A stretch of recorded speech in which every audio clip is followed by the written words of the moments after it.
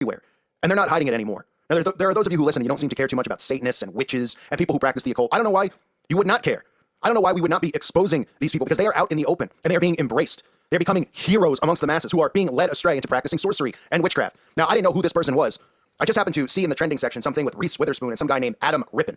So all I did was a Google search of Adam Rippon. I said, who is Adam Rippon? And the first thing that comes up is, well, Adam Rippon is a figure skater from the Olympics. And all the articles that were showing up is how he's now a big star in America. And I said, oh, never heard of him. Let me look a little bit deeper. And what's the first thing I find when I research Adam Rippon? Well, it's an interview when he's asked after winning a medal or skating in an event, whatever it is. They say, what do you have to thank? What is your secret? And he says, witchcraft, right? Witchcraft. And then they go into deeper detail in another interview where he says, well, witchcraft to me, he's like, well, I travel around with my crystals and those things. How do they downplay this stuff, right? Because obviously the anchor is in on it, some NBC anchor. All these people are networking together. They're all part of the same circles. They'll practice the same things, right? And he says, well, what do you want to know about witchcraft? He's like, I can't really explain, right? Because they're not going to come out and explain some of the dark sides of this stuff that they practice, including stuff involving children, the black masses, and all that stuff that they perform. So instead, you get the same regurgitated crap that we always hear from these people, right? Oh, well, to me, it's just about believing in me. It's about being me. Huh? How many times do we need to hear these celebrities talk about, be you? Who, if you weren't being you, who would you be being? I mean, does anyone ask that question? It's like all these self-empowerment Masonic commercials. Everything is just like, be your own you. You can do anything. It's like, if you weren't being you, who are you being? Are you being the pizza delivery guy? Are you being a flower? I mean, what are you being if you're not you? Why do people say such stupid things? You know why? Because all of this stuff, this self-empowerment, self-absorbed, egotistical crap, all revolves around the same stuff. This is how the Satanists and the occultists live. They're their own gods. The best you ever have in your life. How do you explain that to people? I can't explain witchcraft. Right? And then they get people on board with stuff like that, with sayings that the regular people out there who have a brain, which aren't many, should just be going, what? Be you? Well, who would I be if I wasn't being me? A candlestick? A lamp? I mean, what? This is the world that we live in. And only these people, you know, these people pushed in the forefront who just continually are telling us who they are and what they do, right? From Taylor Swift, Out of the Woods, talking about how they're coming out of the woods. So now all of these people are being embraced, admitting that they're witches or pagans or Satanists. And people just go, what's the big deal? You do you, man. Worry about yourself. Because everybody's too distracted and too busy to realize that our government is run by a bunch of psychopaths who practice black magic, which involves child abuse, which involves cannibalism, which involves some of the sickest acts you could possibly imagine, defecating on one another. These are people who are deciding our laws, who are taking away our gun rights, taking away our free speech. It's the Tower of Babel reborn. And that's what they've been trying to achieve since the Tower of Babel and what God did to the Tower of Babel and to those people. So, I mean, this is just every day, right? People go, what do you know, like, where do you find some stuff you're talking about? Well, whenever I see anything in the news or the headlines are trending, and I'm like, what is this? Who is this? What's the agenda behind it? I look into it. And why is it that every time it always leads to the same thing? It leads to these people openly talking about witchcraft, admitting that they're, you know, practicing the craft, and nobody cares, right? Because they play it off and they go, well, what's witchcraft? And they go, well, I mean, it's, you know, I'm being the best me I can be. Oh, really? Because I was wondering if you're being the worst, who you couldn't be. What? Huh? Does anybody even know what they're saying anymore with some of these sayings and expressions? It's like, can everyone just relax? Can everyone just take a deep breath and say, let's evaluate what people are saying in the mainstream? These self-empowerment quotes. This is all just to get everybody on board with this Masonic mindset. That's what it is, a satanic mindset. Do without wilt. Worry about you. Be the best you could be, as if you were going to be the worst you could be. I mean, just stupid crap. And people just keep thinking that way, talking that way. And this is how they get away with taking guns away, taking free speech away.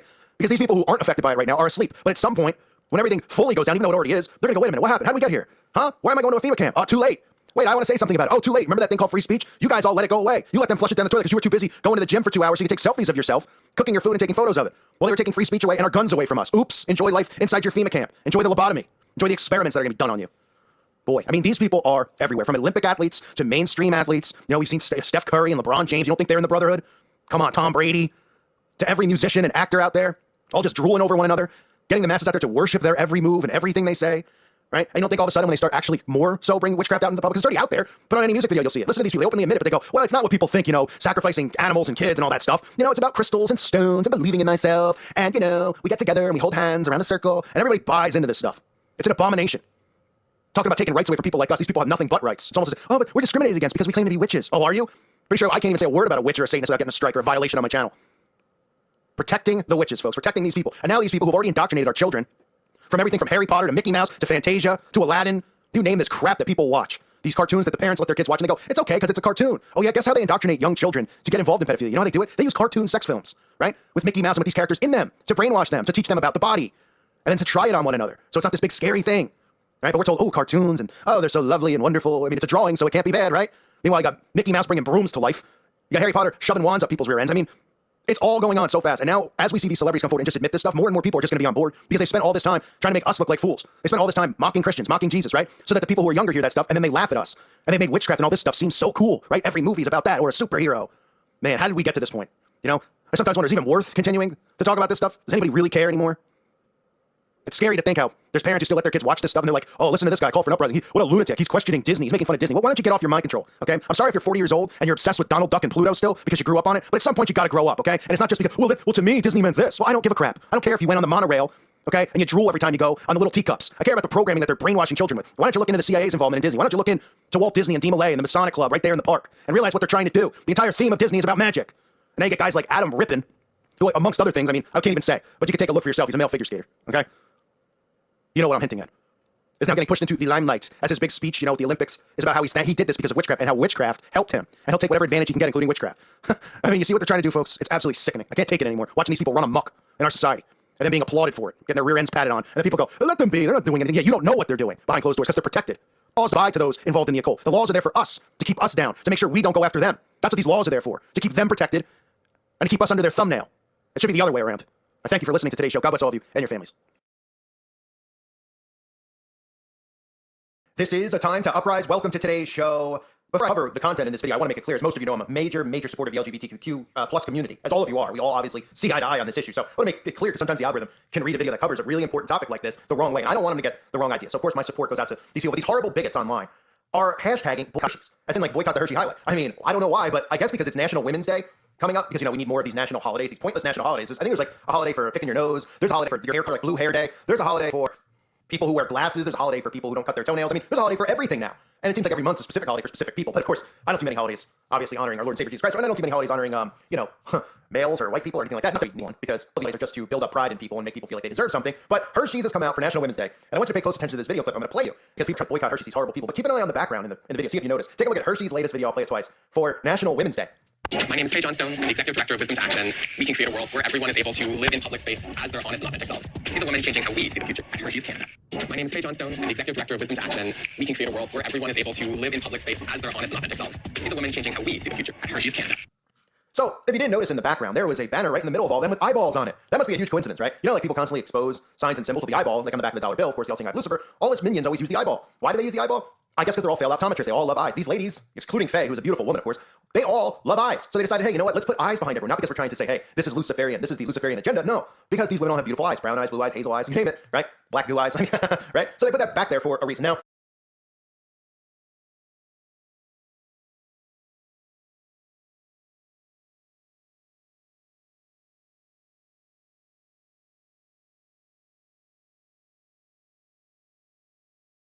brown eyes, blue eyes, hazel eyes, you name it, right?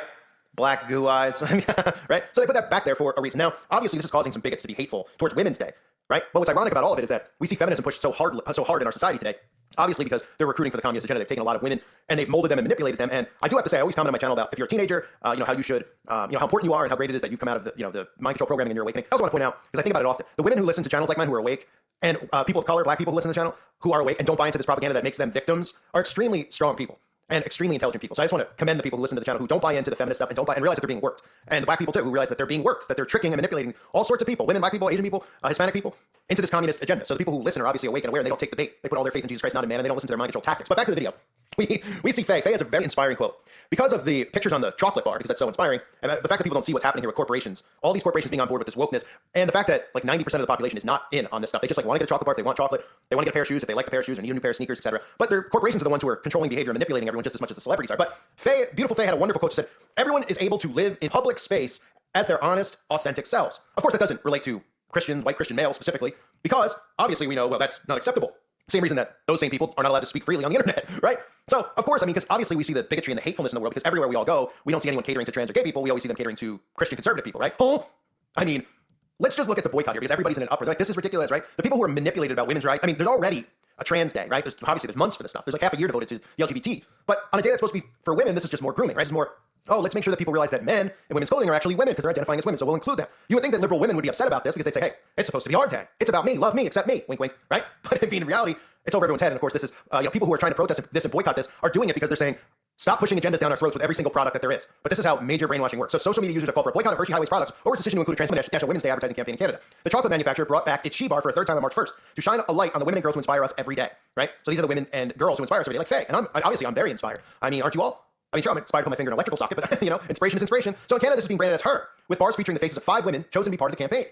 One of those chosen, the promotion is Faye Johnstone, a transgender rights activist who said they were honored to be featured. They were honored, not she, they were honored. Transgender rights is an issue that is proving deeply polarizing. In the US, a 2022 survey by the Pew Research Center, PEW, Pew, like PewDiePie, found that 38% of Americans believe society had gone too far in accepting trans people, while 36% said it had not gone far enough. I grew up with few trans role models. Many young trans folks have met a trans adult, Johnson wrote on Twitter. I hope this campaign shows trans girls they can dream big and change the world too.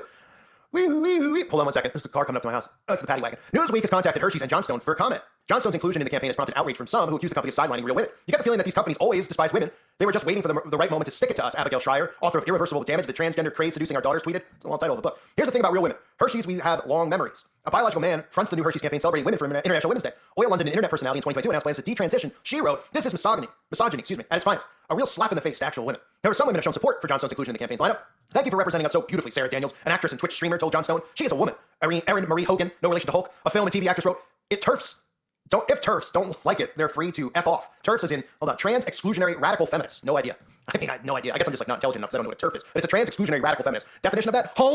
That's the definition of it. But again, these are the things that we see constantly, and people don't realize how Marxism, which really is communism, works. And this massive operation that's going on currently in the United States of America. But again, I support Faye, and I think the biggest thing to take away from it all, for me, in seeing this Hershey's Highway commercial, is the eyeballs in the background, right? Because it shows you, it just wraps it all up, that who's in control and who's behind the agendas. And they're just like winking at everybody out there that gets it, because the majority of people they didn't even notice that in the video, right? They were just noticing the elephant in the room.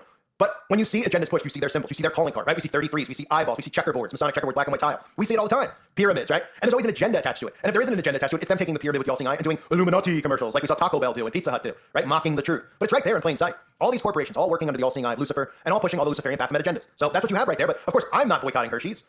Are any of you guys boycotting Hershey's? No, because if you're going to boycott Hershey's, you might as well boycott every single company that exists on Earth, because they're all in it together, unless it's a small business owner, which I'm sure some of you are. But you might as well boycott everything. Hanes, Fruit of the Loom, Nike, Reebok. I've exposed almost every company in my lifetime, with videos showing the connections to this stuff, and they all have the same ideologies. That's why people should be suspicious. There's only a few that they sprinkle out there, and they try to tell you, like, oh, they're not a part of it, because they don't want you to be overly suspicious. There's like Chick-fil-A. There's always a couple companies, just like there's a few actors in Hollywood, like very minimal, that they try to roll out and be like, oh, it's a Christian. Okay, so they're not forcing us anything on us. They're just being truthful, and these are all good people. And the Christian one, like, now they're doing it with Mark Wahlberg, but we see it with like John Voight with the actors, right? And with the corporations, there's just very, very few that don't go quote unquote woke. And that's done by design.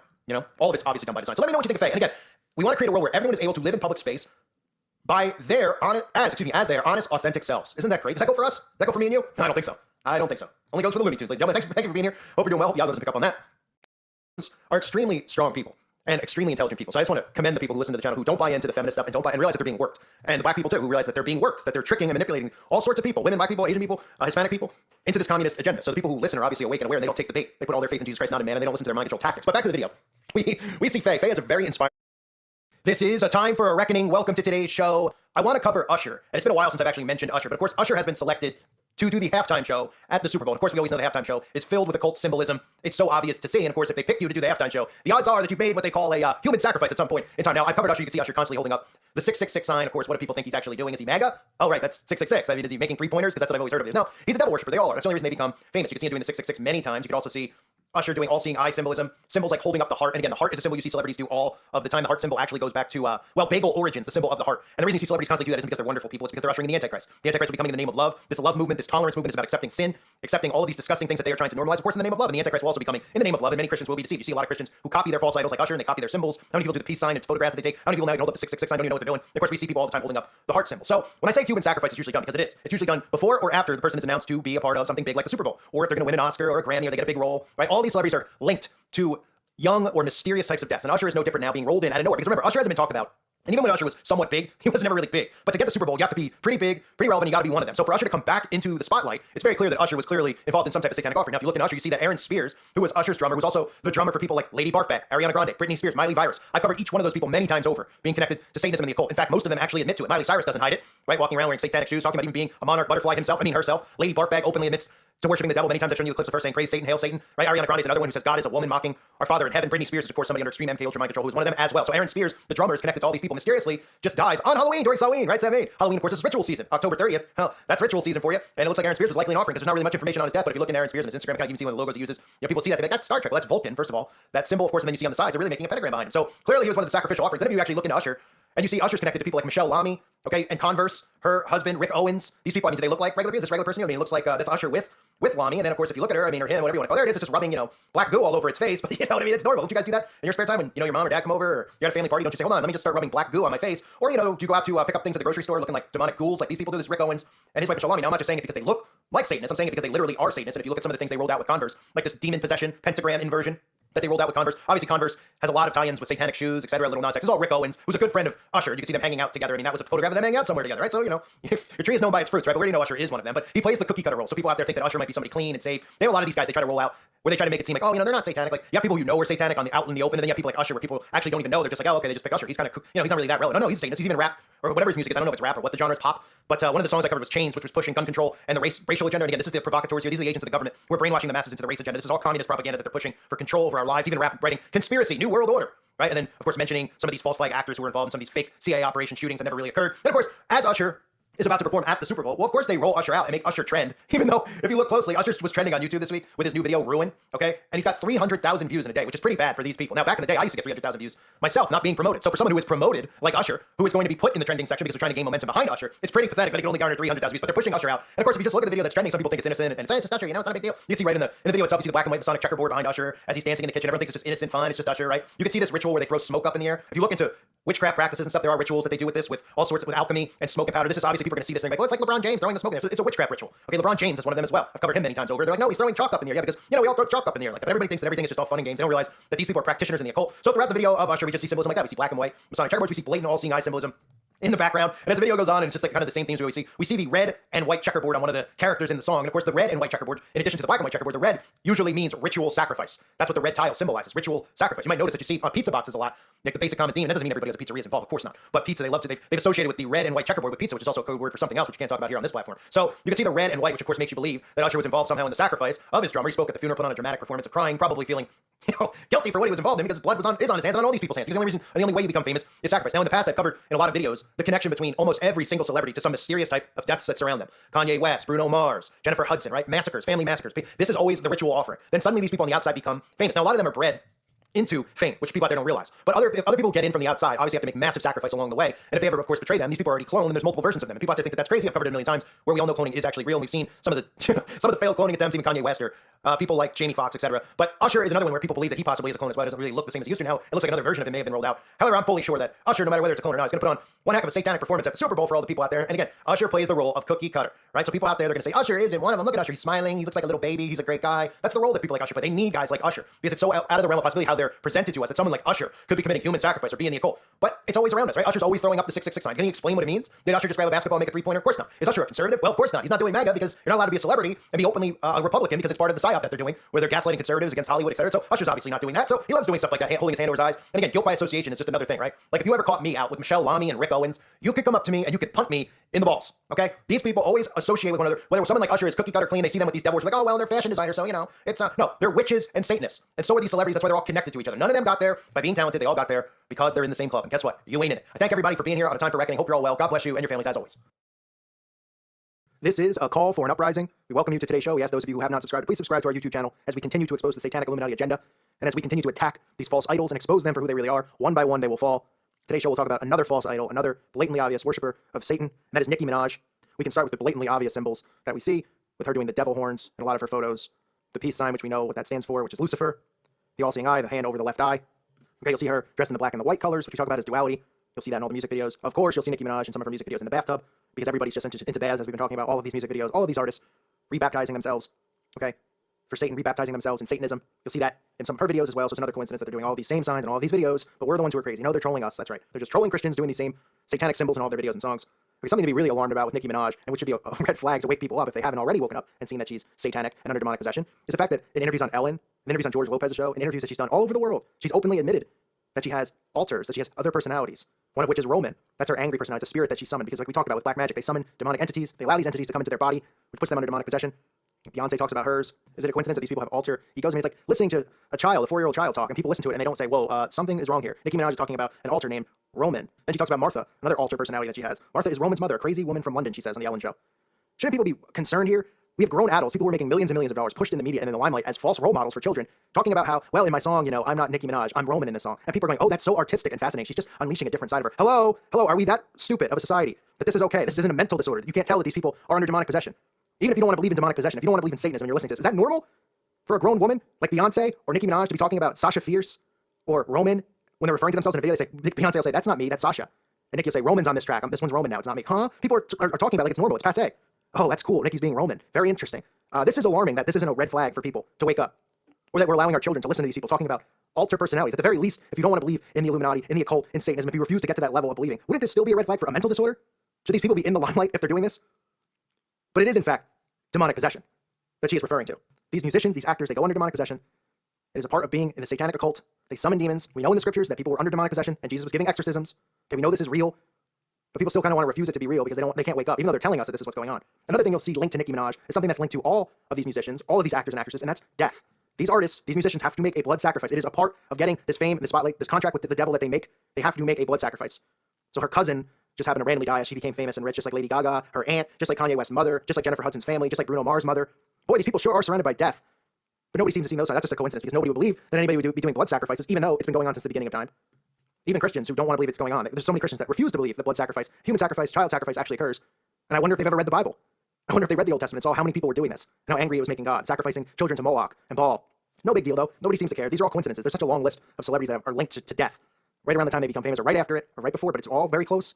And death just surrounds all these celebrities because they're so unfortunate, right? No, wrong. Because blood sacrifice is a part of it. And giving up a family member is part of the blood sacrifice or a close friend. That's usually how it works in the occult, okay? Then we have Nicki Minaj at the Grammys dressed as the whore of Babylon. If that's not obvious enough, she's dressed as the whore of Babylon, walking in with the Pope, of course. And of course on Nicki Minaj's forehead, not literally. But in reality, is the name written Mystery Babylon the Great, the mother of harlots and abominations of the earth. Because that's who Nicki Minaj is representing here. She's dressed as the whore of Babylon, walking in with the Pope. Even though we know the Pope is a part of this. He's a part of the occult. He's part of Satanism, child sacrifice, human sacrifice. They all are. That's why you should only believe in Jesus Christ. He's the only truth. Don't let false idols like the Pope or Nicki Minaj lead you into the abyss. But again, it's a coincidence, right, that Nicki Minaj is dressed as the whore of Babylon. Just like it's a coincidence that she has altars that she refers to. Because it's normal. We all have altars, right? We all get up, we go out, you know what, today I think I'm going to be a different person. So if your name's Joe and you go to work and say, you know what, I've had enough of work today. I'm going to be Douglas today. And I'm going to have a little attitude. And then he walks around work and he says, hey, guys, just so you know, don't call me Joe today. Call me Douglas. I am Douglas today. I am using my altar. And people would just look and go, okay, Douglas, this is normal. Hello, is this normal? Would anyone in the real world talk like that or act like that? Why do they get a free pass? Because they're famous and they're celebrities, so we're supposed to assume they're a little kooky and crazy? She's under demonic possession. You can see it in her eyes. You can hear it in her lyrics. She's admitting it, that she has altars that she summons and brings forth. That's how blatantly obvious this has gotten, that we're ignoring these things. People can't even see this. They just hear that and they say, oh, that's Nicki being Nicki. She's just being kooky. All you can do is shake your head at people that hear this stuff, refuse to see the signs. You can pray for them, but also shake your head because they are blatantly rubbing this in our face. All of these musicians are. This is just another musician. Look at all these things. It's not one thing. It's not just her doing the devil horns. It's not just her covering her eye, doing the all-seeing eye. Right? It's not just this coincidence that they all have blood sacrifice right next to them. The whore of Babylon. Is that a coincidence? She's dressed as the whore of Babylon. She's not a Christian, obviously. Right? But the rest of the world thinks that Christianity is just this made-up thing written by some people, and everybody's just going down the atheist Satanism path. Meanwhile, all they're doing, all the celebrities / Illuminati are doing, is referencing the Bible, referencing the end times, referencing Revelation, referencing Jesus, the Antichrist, and the war that is coming. That's all they're doing, is constantly referencing it. And the only ones that see it are the few of us who are awake. The rest of the people go, oh, the Bible? Nobody believes in the Bible. That was written by some guys. That's not real. Meanwhile, look at the celebrities. They're telling you what's going on. They're telling you what's going on in the war that's going on because they know that the only ones that are aware are the true Christians who are still awake and here, and them, and the war's between us. And everybody else is just lost in the middle. And all we can try to do is wake them up by pointing out these obvious signs because they are so blatantly obvious. No, it's normal to have an alter personality. Right, demonic possession isn't real, yet people just watch all of these horror movies about demonic possession. They watch all these shows about mediums. They watch all of these things talking about how it's real. The Bible refers to it as real. Yet it wouldn't, okay, even if it's real, Nicki Minaj wouldn't be doing it. She's just a musician. Give me a break. The signs couldn't be more obvious. We are in the end times. This is just another exposed artist doing the same things as everyone else, the same things as Rihanna, Beyonce, Jared Leto. Who else have we done? The Beatles. I'm just exposing every single one of them. Because maybe after you see about 500 of these exposés on these people, you'll say, wow, okay, 500's a lot. This can't be a coincidence, can it? But even at this point, if you don't believe and you follow this channel, how many more need to be done? The same signs. They're just doing these same signs that we don't know about. They're all just appearing on magazine covers, doing the all-seeing eye, the 666, the devil horns. Right? They're all linked to blood, death, blood sacrifice. They all have altars. We have Nicki Minaj dressing up as the whore of Babylon. If that's not obvious in itself, was she making a fashion statement? Of course not. What was she saying? Think about it. What was she saying? If she wasn't making a fashion statement, what was she saying? Oh, Christianity's a joke. Is that what the atheist thing she was saying? Wake up, everyone. We have to expose these people. This is just another video exposing another one of these satanic artists. I hope this has helped awaken you in some sense. I'm sure most of you are awake, or most of you have already seen the signs of someone like Nicki Minaj and how obvious it is, okay, that she's in the occult. All the same symbols that we talk about over and over in all her videos, all her albums. She's doing all the poses. That she has all these other things linked to her that everyone else has. We have to see the signs of the times. And these are the end times, folks. I pray for everyone out there. May God bless you all. Peace be with you. This is a call for an uprising. We welcome you to today's show. In this episode, we're going to be exposing Usher's new song, Chains. Yet again, another song, another video coming out, pumping the Illuminati agenda. This time it's not filled with as much satanic symbolism as it is filled with Illuminati agenda propaganda as they continue to push the race war, as they continue to push martial law. In plain sight in this video, they're showing African-American children as they're getting run down by the police. They don't show an actual white police officer. The agenda of this is mixed. Of course, it's mixed with race. They want the African-American people to feel like it is these white cops that are going after them. Again, my opinion, and what I'm saying isn't based on anything racial at all. I could care less what skin color you are. I only care about Jesus Christ, okay? If you're black, you're orange, you're purple, if you're a follower of Christ, you're a brother or sister to me. And that's all that matters. That's all that should matter. But they've created this race war. They've created it, okay? They've built it up through the music, through the media, pumping this stuff out. And what they're pumping now is the white police against the African-American citizens so that they rebel against the police, right? So they rebel against the cops so they can push in martial law and gun control. So again, they're pushing martial law, they're pushing the racial war, okay? listen to some of the lyrics. Shooting, shooting, shooting. Man, them boys always shoot. Referring to the cops always shooting at the African-American civilians. Okay? So they're getting into people's minds. They're getting into the minds of the youth. The African-American youth are creating this race war, getting people pumped up who listen to this music to rebel against the police. That's what they want. They want a rebellion against the police. They want a race war to keep us divided. And they want gun control. And they're getting all three. And these artists are pushing it. Okay, people are going to hear the song, they're going to say, it's great. It's a song standing up against this awful police brutality that's going on. These are false flag events. They create these things to get the agenda they want. Don't you understand? They create these events to get what they want. People think that the one world government is going to be like thrown down your throat. It's mind control. It's mind control. It's not going to be forced. It's not going to come to your door and hold a gun to your head. Maybe at the end when they want you to accept the beast if you refuse to. But you're going to be obedient to it because they trick you with all this imagery you see on the TV. The news is faker than a cartoon. I mean, there's nothing real on it. Every story you hear, stand back and say, what's the agenda behind this? What's the agenda? What are they trying to say? Every news story now is about police brutality, right? So what has the mindset gone from? Police have went from heroes on September 11th to 15 years later. Police are incompetent. Police are just attacking civilians. Police are racist. They're attacking African Americans. Why do you think they're saying that? Because they want to usher in a military state. People are going to be, okay, I mean, they're making the military people seem like complete heroes, even though there's tons of military brutality that goes on, the killing and raping of women. Oh, because they're not American and they're overseas, it doesn't matter. They are going out of their way to destroy the police, okay? They're slandering them everywhere that they can. There's a reason for it, okay? There's a reason. And then the artists push these songs out, and it makes the children and the youth rebel because they get pumped up behind this. They feel like they're talking about them specifically because this is about African Americans. So now the African American youth feel like they're under attack. I'm not saying that they're not. I'm not saying this has nothing to do with race. But they're making you believe this because not because of they care if this really was going on, because they want martial law. And then listen to the lyrics. It just constantly talks about shooting, shooting, right? And getting revenge. I mean, half the song is curse words and rambling about shooting. But listen to this verse.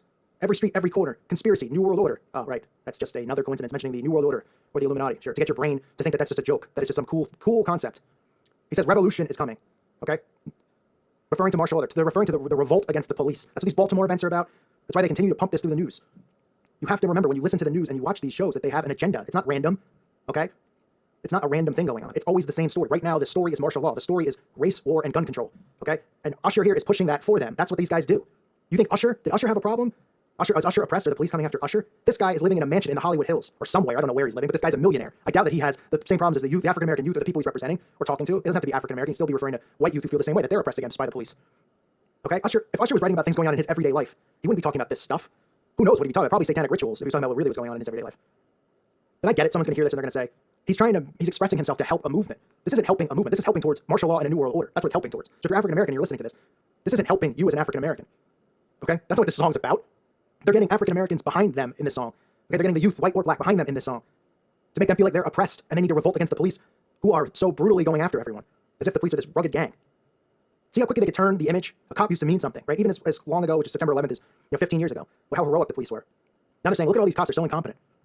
You think it's a coincidence? Or do you think there's an agenda behind it? Of course there's an agenda behind it, right? Race war, martial law, gun control, global enslavement. That's what it is.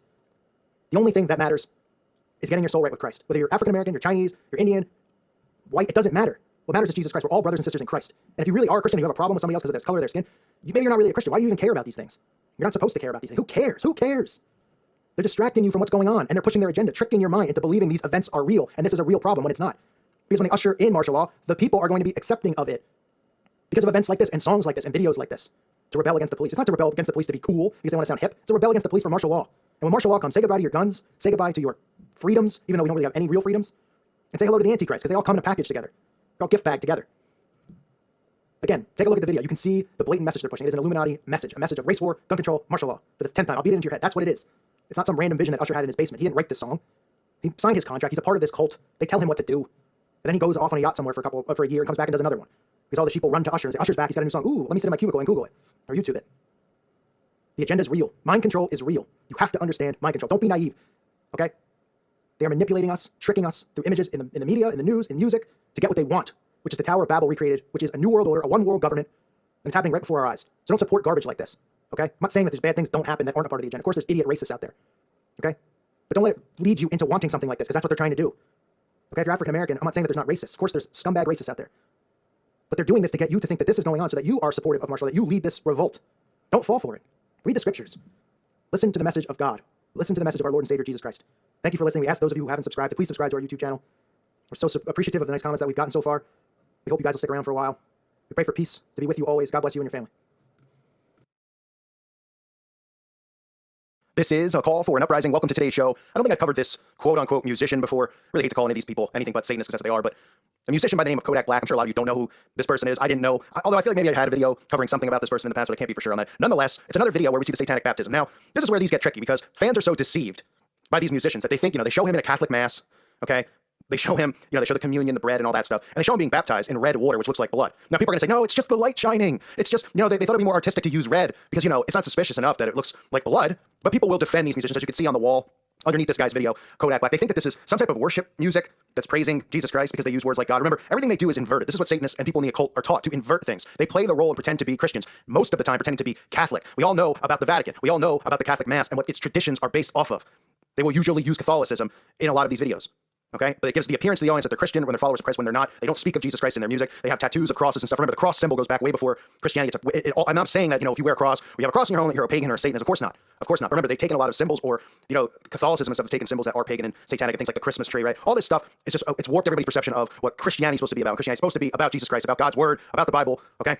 But take a look at this. So you'll see Kodak Black. The song is called Testimony. He had 2 songs come out, this guy. Testimony, and then another song called Calling My Spirit. So instantly, someone who's asleep is going to think that he's referencing God, he's referencing Jesus, he's got a cross. But if you know the signs and the symbols, you'll see all of this stuff here. So let's start with the blood baptism. He's in church during a Catholic Mass. He goes up to get baptized. You can see this demonic type look on the priest's face where he's like laughing that he's taking a blood baptism, right? They know that people who see this are going to think that he's just found Jesus Christ, he's being baptized. Remember, all these blood baths, whether it's a blood bath or a blood baptism, from Eminem to Machine Gun Kelly to Joji, musician after musician after musician who's showing these things, Lil Wayne in their videos of bathtubs filled with blood. This represents the satanic baptism that is to come. Again, these people are baptized in blood when they denounce Jesus Christ and accept Satan as their master. So you'll see him covered in blood. And again, people say, well, it's just water and then the light is red because it doesn't have a thick density like blood. I mean, you really got to be stubborn not to want to believe that. But if you didn't, if you are someone who thinks that, well, then here's the icing on the cake, right? Right after he receives his blood baptism, he looks into the camera and he holds up the pyramid. No, he's not holding up the hand sign because he loves Jay-Z and Rockefeller or the professional wrestler Diamond Dallas Page, okay, or because his favorite shape growing up was a triangle, okay? Everybody knows what the pyramid stands for. It's why it's on the back of the dollar bill with the all-seeing eye of Lucifer. So he holds up the pyramid and proceeds to hold up the 666 sign. This is after being baptized in blood, or, it's baptism in water and there's red light reflection like people say. It couldn't be more obvious with this guy. 3 days prior, Kodak Black releases a video called Calling My Spirit, where you can see him in the MK Ultra, the basic leopard print, right? Always talking about it. You're always seeing it. It's not because all these people happen to be huge fans of the safari and love lions and tigers and cougars, okay? They're not because they love 40-year-old women that they're wearing this. They're wearing it because they're MK Ultra slaves, okay? Figuratively, these people have handlers who give them orders, and these musicians and artists and celebrities are all puppets for them.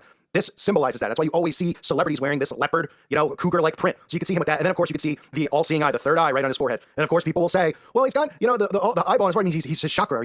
He's channeling his third eye, his spirituality, right? You can see the upside-down pyramid around the third eye in his forehead, okay? This is how these people work. They pretend to be Christian. It's the oldest trick in the book, okay? It's the oldest trick in the book. If you take, if you listen to accounts of SRA victims who have come forward and spoken about their mother and their father, or gotten out of homes where SRA was a problem and stuff, and then the story behind it is always, I can't believe it. I can't believe the kid because, the parents they went to church every Sunday, they were Catholic. It's all part of keeping up appearances. Just like philanthropy. Like I say every day almost about philanthropy. These are all things that are done to keep up an appearance. So that in the event that anything ever happens, they'll say, look what I've done. What have you done? Oh, I go to church every week. Do you go to church every week? Oh, I donate to charity every year, $10,000. What have you done? Right? This is all part of the deception so people don't think that these Satanists and occultists are among us. Meanwhile, everybody's being indoctrinated with the belief system that the Freemasons are taught, okay?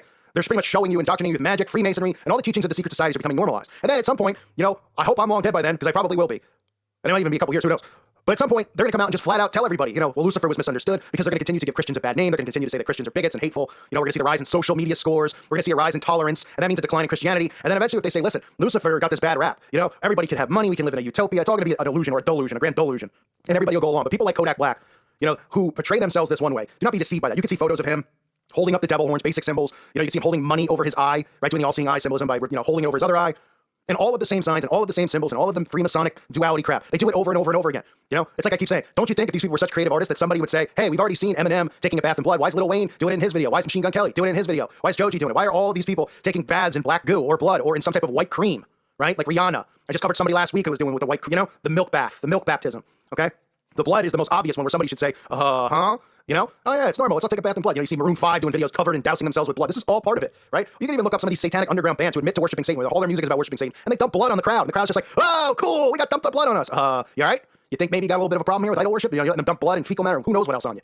Okay? They're indoctrinating society with this stuff. They're using people to portray themselves as Christians, right? You'll see the comments on this video from many people who are fans of this guy who will come over and they'll say, you don't know what you're talking about. You don't sound much like a Christian. What have you done? Kodak Black gives to charity. What do you do? He's an inspiration to everybody. I found God because of Kodak Black. People claim they found God, became lukewarm Christians because their musician takes a blood baptism in his video.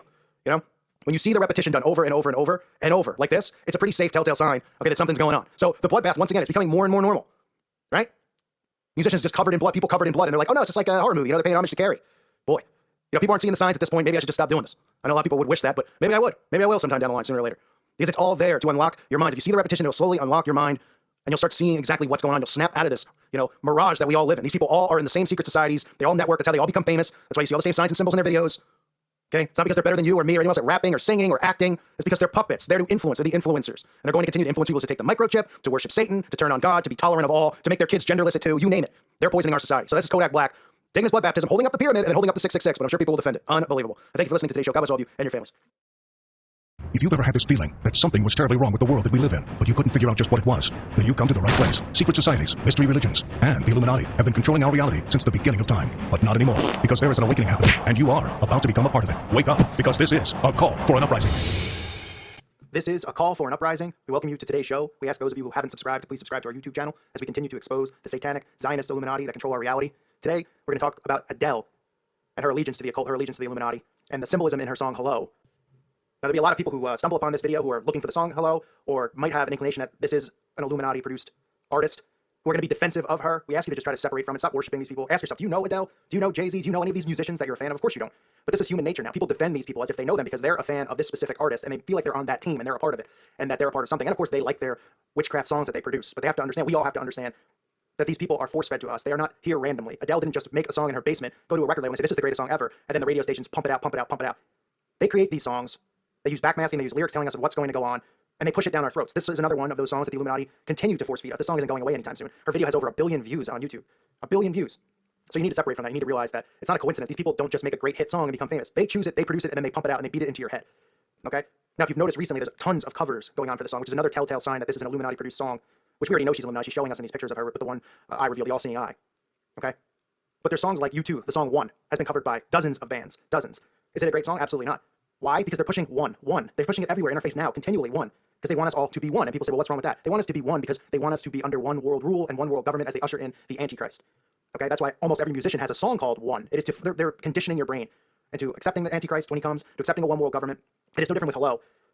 Because artists are now covering it left and right, even though it's a brand new song. There's covers all over the internet by famous rappers. They're trying to get it in every channel. So they have rap artists doing it, they have country music people doing it, they have classical composers doing it.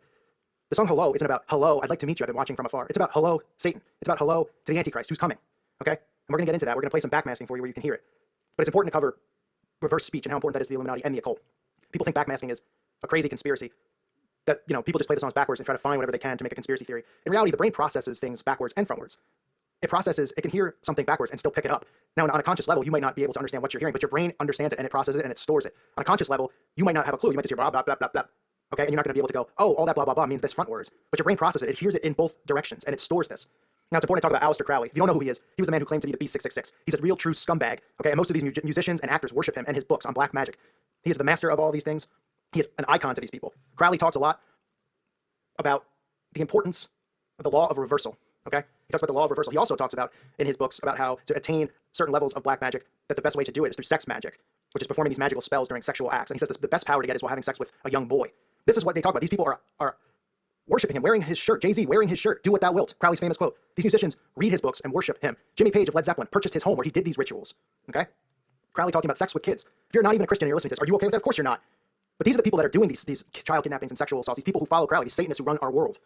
Now, not to get off track and talk about that, the sex trafficking that these people do. We'll stay on track here and talk about the law of reversal. Okay? Crowley talks and taught many of his students that those who want fame, power, spellcasting abilities, you know, demons at their beckon, to recognize the Godhead within and to know everything past, present, and future. He also constantly talks about practicing speaking in reverse, walking, thinking, and playing messages in their heads backwards, talking themselves in their head backwards. The Bible warns about this. You know, the Bible warns us about these things and about how dangerous magic is. But Crowley taught adamantly about the law of reversal. So these singers started doing backmasking in their song because they knew your brain was going to pick up these lyrics. You'd never be able to catch them, you'd never be able to call them out on it, even though in the beginning people were calling out the Beatles and they were calling out Led Zeppelin. I mean, take a listen here. This is Led Zeppelin, Stairway to Heaven. Right? People think he's talking about going to heaven. In reverse, he's talking about worshiping the Beast 666. We'll play a little clip here. Take a listen.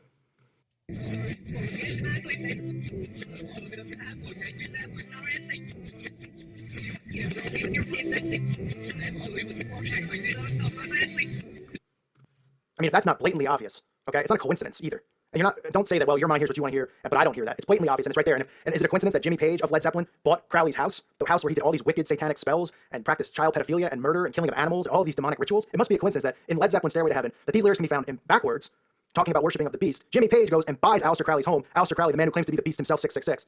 But they don't worship the beast. They don't worship the devil. It's a coincidence. Exactly. Right. Come on, people.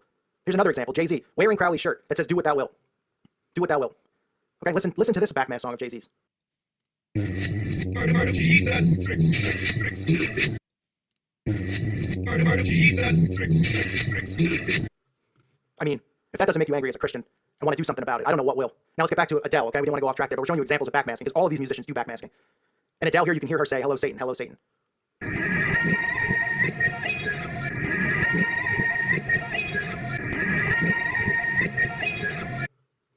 You can clearly hear her say that. Okay, now the video isn't loaded with occult symbolism. There's some, but it's not loaded with it. Because this song is, not only is it popular in America and Britain, it's a worldwide phenomenon. And this is the song, they're pumping it in every culture, everywhere. Okay, because this is the song to usher in the Antichrist. This is it. That's why everyone's covering the song. That's why everyone seems to be in love with the song. Men, women, everyone. You know, they have men covering the song. I mean, listen to the lyrics. I mean, the lyrics are openly, she's admitting, hello to say, she says, hello, it's me. I was wondering if after all these years you'd like to meet, to go over everything. They say that time's supposed to heal you, but I ain't done much healing. She's saying she hasn't healed. She hasn't done any healing. Okay, and she's had enough, and she's coming over, and she's crossing over to the other side. Okay? She's crossing over to Satanism. Don't believe me? Hello, from the other side. I must have called 1,000 times to tell you I'm sorry for everything that I've done, but when I called, you never seemed to be home. This is her speaking to Yahweh, speaking to God, to Jesus. She's saying hello now from the other side. She's saying every time I called, you never listened. You were never home.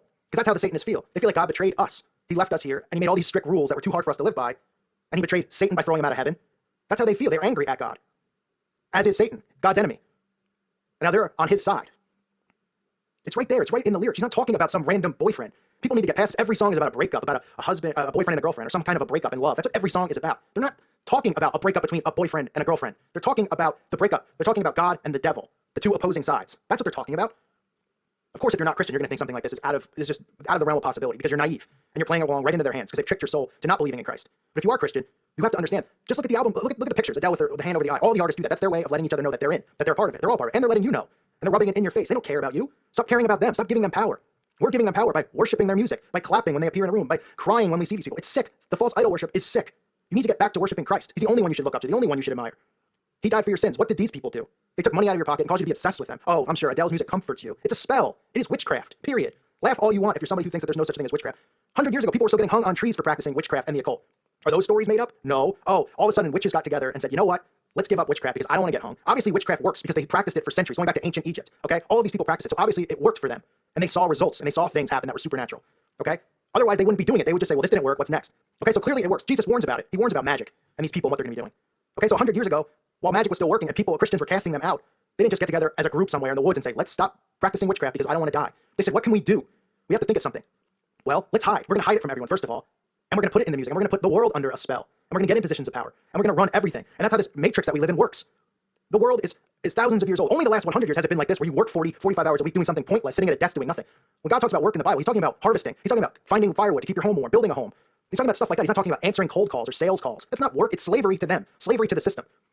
You are in slavery. It's slavery over the mind and over the soul. They are taking your time here on earth away. Adele, Jay-Z, all of these people are a part of it. Okay? They're not there randomly. They aren't, oh, they're so talented and we're not. They're positioned. They want you to think that.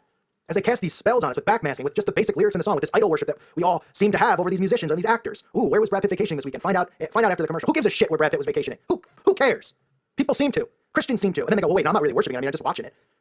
Every minute that you take away from Christ and put into caring about these people and idolizing people and not helping your fellow man, you're wasting. We all have to get back and right with Christ. We all have to repent, but we have to see these signs. We have to expose these people. It's our job as Christians to expose these people because the youth of America is under complete hypnosis. Look at these people. They don't know what's going on. They don't even know who Christ is.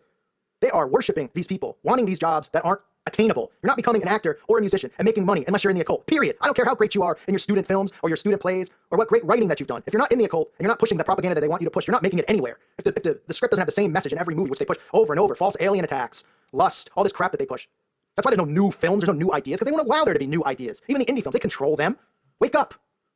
Stop worshiping these people. We ask those of you who have not subscribed to please subscribe to our channel. We ask everyone to remember that the Lord rejoices in repentant hearts.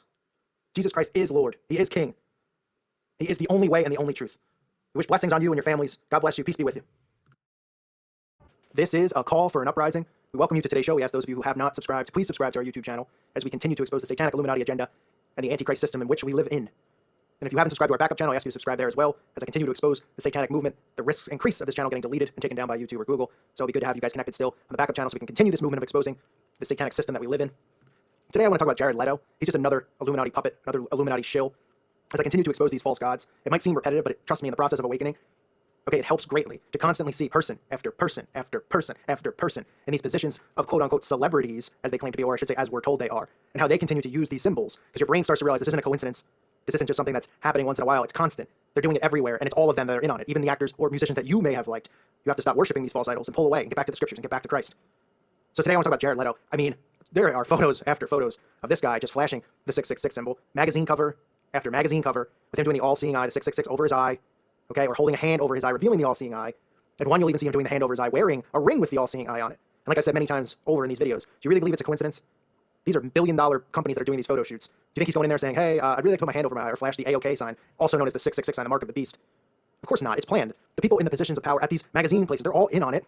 They make them do it. They want to do it. They flash the symbols to their fellow brother and sister as they mock us, as they not only spit in our face, they spit in the face of Jesus Christ who died for their sins. So look at this picture after picture of him doing the 666. You can see a picture of him even doing the X symbol, which we talked about, the X symbol, representing the Antichrist. There he is doing that. We just saw Machine Gun Kelly do it. We see all of these musicians and actors and these false idols holding up an X symbol, and we think that they, love the letter X? Come on, it's the Antichrist. That's what the symbol represents, as they prepare us for the ushering in of the Antichrist. Here you'll even see pictures of Jared with famed photographer Terry Richardson. Not sure if anyone out there is familiar with him. He's worked for Vogue. He is the photographer of the stars. You know why? Because Terry is a high-level satanic occultist, worshiper of the beast. Okay, and he works for many of these big publications. They hire him to do the photo shoots. And he puts the symbols in his photos. He puts the upside-down pentagram. He'll put the 666. Okay, he'll set the design up on the set to have these satanic symbols. He'll have the models or the actors or actresses do the 666 with a hand over their eye. Some of whom probably don't even know. Some low-level models might not know. Obviously, Jared Leto knows. He's doing it in every single opportunity he has a photo op. But Terry Richardson, also a very notorious sexual deviant in Hollywood. Lots of claims came out as far as Terry Richardson sexually abusing young girls, sexually abusing the models. There's disgusting, disturbing photos of this man. And they bring Terry in here to take photographs of them performing these acts because they know it's in safe hands because they trust me. They want this stuff photographed. They pass it around. You know, they do all sorts of disgusting things to themselves and they look at these photos. Okay, but that's Jared hanging out with his buddy in multiple pictures here, Terry Richardson. And of course, in the pictures, why wouldn't Jared be flashing the 666 with the all-seeing eye? Must be a coincidence, right? And mockingly, of course, Terry wears the crucifix, although it has multiple meanings. To Christians, it represents Jesus Christ, but to Wiccans, to the occult, it has a meaning to them too. And for the most part, they like to wear it to mock Jesus, but they also believe it has other meanings to it. But that's not what this video is about. We're talking about Jared Leto, and look at all this obvious symbolism. Okay, you can even see an album cover for his band, 30 Seconds to Mars, I believe it's called. I'm sure you've never heard of it. No one really has. But you know how these celebrities, quote-unquote stars, they have to have dual positions of fame. It's not just enough to be an actor. They have to have their awful bands as well so they can push the occult message. And because they want to attain as much fame as they possibly can because in their minds, they're gods here. They're like Egyptian pharaohs. That's what they believe because people give them power by clapping for them whenever they're seen taking their photos, asking for autographs. Because us, the people, we enable them. Okay, but look at this album cover. He's got the flag, right, with the pyramid on it. He'll tell you it's an occultic pyramid. They'll tell you it stands for water, fire, all the things of this. It's the pyramid, okay? We know what it represents. But he has the flag with it, right? Okay? And it says, this is war. Oh, who do you think he's declaring war upon? Islam? Is he declaring war against terrorists? Who is Jared Leto declaring war on? The Taliban? Does anyone have any answers here? Who would he and his band be declaring war? Oh, is it just a cool, catchy name? This is war. Yeah, listen to our cool album. Holding this flag with the pyramid on it. This is war. As he continues to mock Jesus Christ, holding up the Antichrist symbol, the sign of the beast. What do you think he's talking about war? He's talking about war on Christians. The war that is here now. He's a frontman for it. They all are. All these people in positions of power. He might not be as famous in your eyes as somebody else, but he's on the front lines, and there's many people that worship the ground that this guy walks on. And look at him. This is war. You can even look at his tattoos. He's got the pyramids on him. Right? He'll tell you it has different meaning. They will. Of course they will. It's just another coincidence, right? He's got the tattoos on his forearms, on his chest. I mean, you can't make this stuff up. You really can't. I mean, how many have we exposed in less than a month here? Starting in February. Johnny Depp, Leonardo DiCaprio, the Black Kabbalah, or the Kabbalah, Jewish mysticism. All these occultic, satanic avenues that these people dive into with the flashing of the symbols over and over and over. How many magazine covers? Let me ask you a question. If you were posing for something at work, a photo, right, at your job for Employee of the Month or for a Christmas gathering, or they say let's do a group photo, the first thing you do is put your hand over your eye or hold the 666/AOK sign over your eye? Come on. Do you do it over and over again in all of your photos like these people do? Magazine cover after magazine cover of them holding their eye or flashing the 666, and they want us to believe nothing's going on. They'll just say, oh, what a crazy conspiracy theorist. Next question. Yeah, I don't really believe in coincidences, especially when you're talking about Vogue or GQ or these magazines that make millions and millions of dollars that they sell to the sheep. I don't believe that it was just a coincidence that the actor or the musician wanted to put their hand over their eye. You know why? Because I'm not a naive fool. And the people who listen to this channel aren't naive fools. And children of Christ are not naive fools. We have to wake up our brothers and sisters. I mean, this stuff is so blatantly obvious. That's why the false idols are important to attack first. Because you can read the scripture and read about the false gods.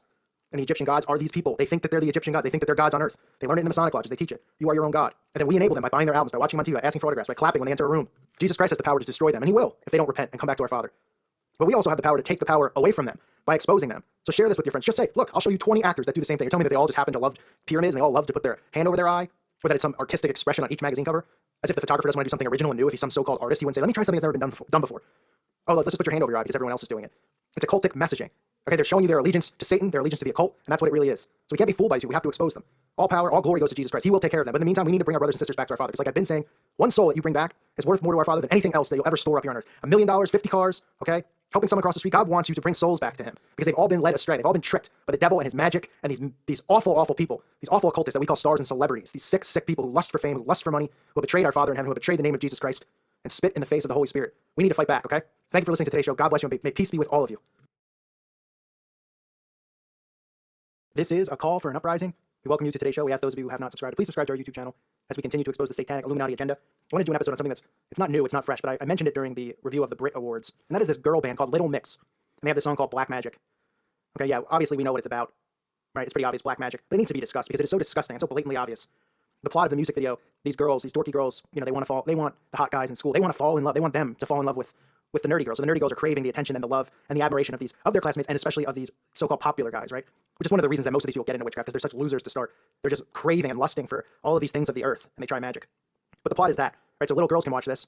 Okay, because we've all gone through school. We all know what it's like. No matter how you turn out in life, even if you are the most popular kid, you can't always have what you want. There's been popular kids that never got the girl that they wanted, and vice versa, right? So what they're saying here is, listen, at a young age, if you're a girl, you're a little nerdy, listen, try black magic. Try black magic. And then all the things that you want will come to you. So what do you think a 10-year-old does? They can't comprehend the dangers of this because parents aren't preaching in their household about the dangers of magic and sorcery that Jesus warned about. No, they're not. They're too busy working. This isn't a critique of parents, but let's be honest. Are parents really going, I mean, some people out there might, but how many people, what's the percentage of Americans who are telling their children at a young age, watch out for magic and witchcraft? Because they don't even believe that it's real. So this music video goes on, right? And the girls they feel rejected and nerdy. So they have a sleepover party, right? So let's have a cute little sleepover, hold hands in a circle, light the candles, basic witchcraft stuff. Parents are nowhere to be found, right? Just upstairs in the suburbia, upstairs in this beautiful home they live in. Everyone's holding hands, they open the magic book, right? And they make it look so cool and safe and fun. Some cool colors come out. Next thing you know, glasses are flying. Everybody's now levitating because they've been praying to the prince of the air, Satan, right? They've been doing spells for the prince of the air, so they're levitating. Next day they go into school, put on some makeup, some prostitute clothing, look like hookers in 5th grade, and now everybody's staring, everybody wants to be a part of what they are and what they have, the guys are lusting for them, bada bing, bada boom, as they say, right? And the rest is history. So what message does this send to children? This is okay to put on TV, right? These girls are teenagers, maybe freshmen in high school, okay? They're nerds, they make them nerds, the funny part, they make them nerds because they're dressed conservatively, right? They open the witchcraft book, they levitate for a little while, they get some witch powers, next thing you know, they're at school and everyone's popular. There's nothing to do, of course, with the fact that they went from dressing conservative to dressing like prostitutes, that the men are now interested, of course not. No, it has to do with the black magic. Right? So they make that look cool. Now, what do they do when they talk about Jesus in the scriptures? Do they make that look cool when Jimmy Kimmel was having Jesus do press conferences pretending to be a presidential candidate and just mocking the scriptures, making Jesus look like an inferior man? Right? That's okay. Right? That's okay for them to do. But it's cool. So they're telling the kids, look how cool magic is. You can get whatever you want. All you gotta do is put on a spell. It's safe. You can do it in the comfort of your home. Your parents won't care. Go upstairs, get a magic book. But next thing you know, everyone's gonna love you and want you. And what teenager's not gonna see that and fall into that trap? What teenager's not gonna see that and say, because we've all been teenagers, we've all when you're 8 years old, 10 years old, 12 years old, when you're not really understanding what is the world yet, you're trying to figure it out. You don't think this is going to brainwash kids? And then the parents will hear the song and they'll say, "Oh, it's just love and magic love is magical." Right? I've been saying this in other videos. You see how there's Marilyn Manson, okay, there's Metallica, there's heavy metal bands, and somebody will look and they'll say, "Well, that's a little demonic or satanic." Although this day and age they wouldn't even say that anymore. But they'll see Marilyn Manson presented this way, and parents will say, "I don't want my kid listening to that with the black lipstick. It's creepy." Okay, but what's the alternative? Oh, it's a cute little girl band, right? A cute little girl band singing about magic potions and love, even though it's called black magic, because the parents are oblivious to it, because they're not teaching this in the churches. They're not teaching this anywhere. They're avoiding confronting Satanism. The churches avoid confronting it. Nobody wants to deal with it. Whether they're clueless and they don't know it exists, or they just want to preach this new age garbage that everything's wonderful and we should all try to strive and get as much money as we can and just be happy every day, even though the Lord tells us that our whole lives here is going to be enduring, to not covet the things of this earth. Right? Because that seems to be all that the new age preachers like Joel Osteen, that's all people want to hear. They can hear someone like me talking and they'll say, "I don't want to hear that. That just brings me down. I want to live in this fake reality. I want to pretend to be following the scriptures because Joel Osteen's talking about store up treasure, the power of now, the power of this. Ooh, God wants you to be rich and have all this stuff." Even though John 2:15, do not love the world, nor the things in the world. If anyone loves the world, the love of the Father is not in him. For all that is in the world, the lust of the flesh and the lust of the eyes and the boastful pride of life is not from the Father, but it is from the world. Right? That's why the problem is that people are oblivious to this going on. Not because the signs aren't in their face, because they ignore it. They ignore it. Ministers ignore it. Nobody talks about it. Child sex trafficking, kids going missing, satanic ritual abuse. Let's turn the other way. Everyone is just turning the way that suits their lifestyle. This new age crap.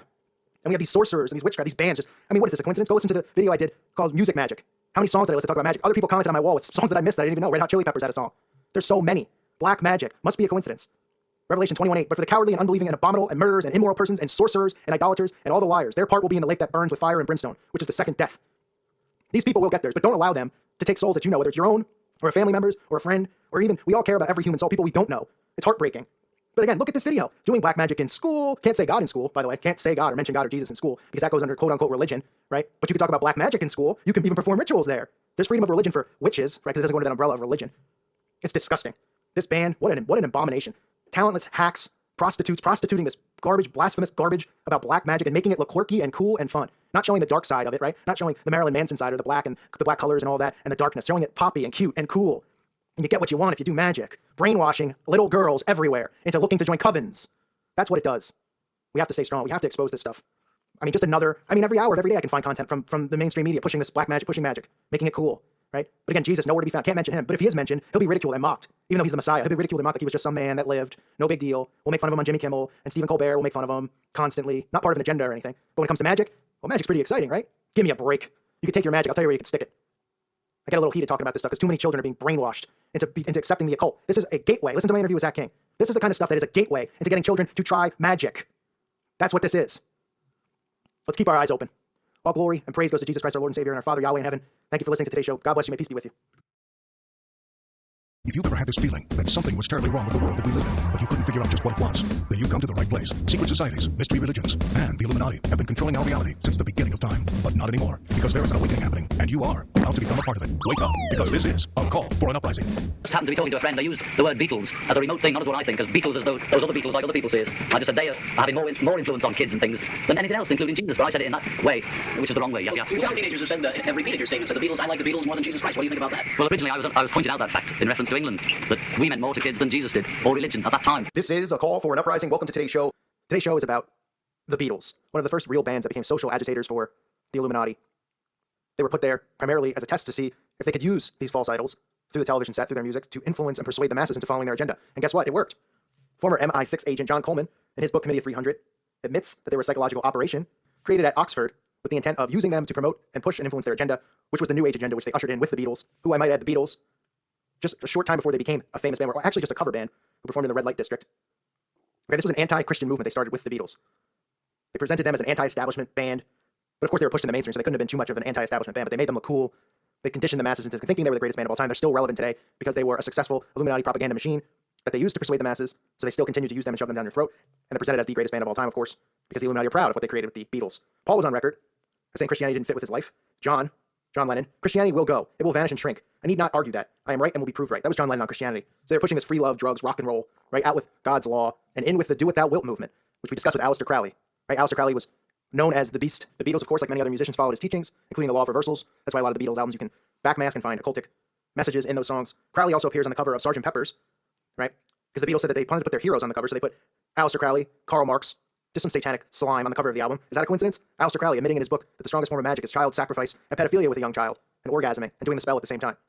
Yet these musicians promote him and support him, and nobody seems to care because everybody's asleep. Everybody's asleep. If you wore a shirt with a rapist on it, you think somebody might have a problem with it?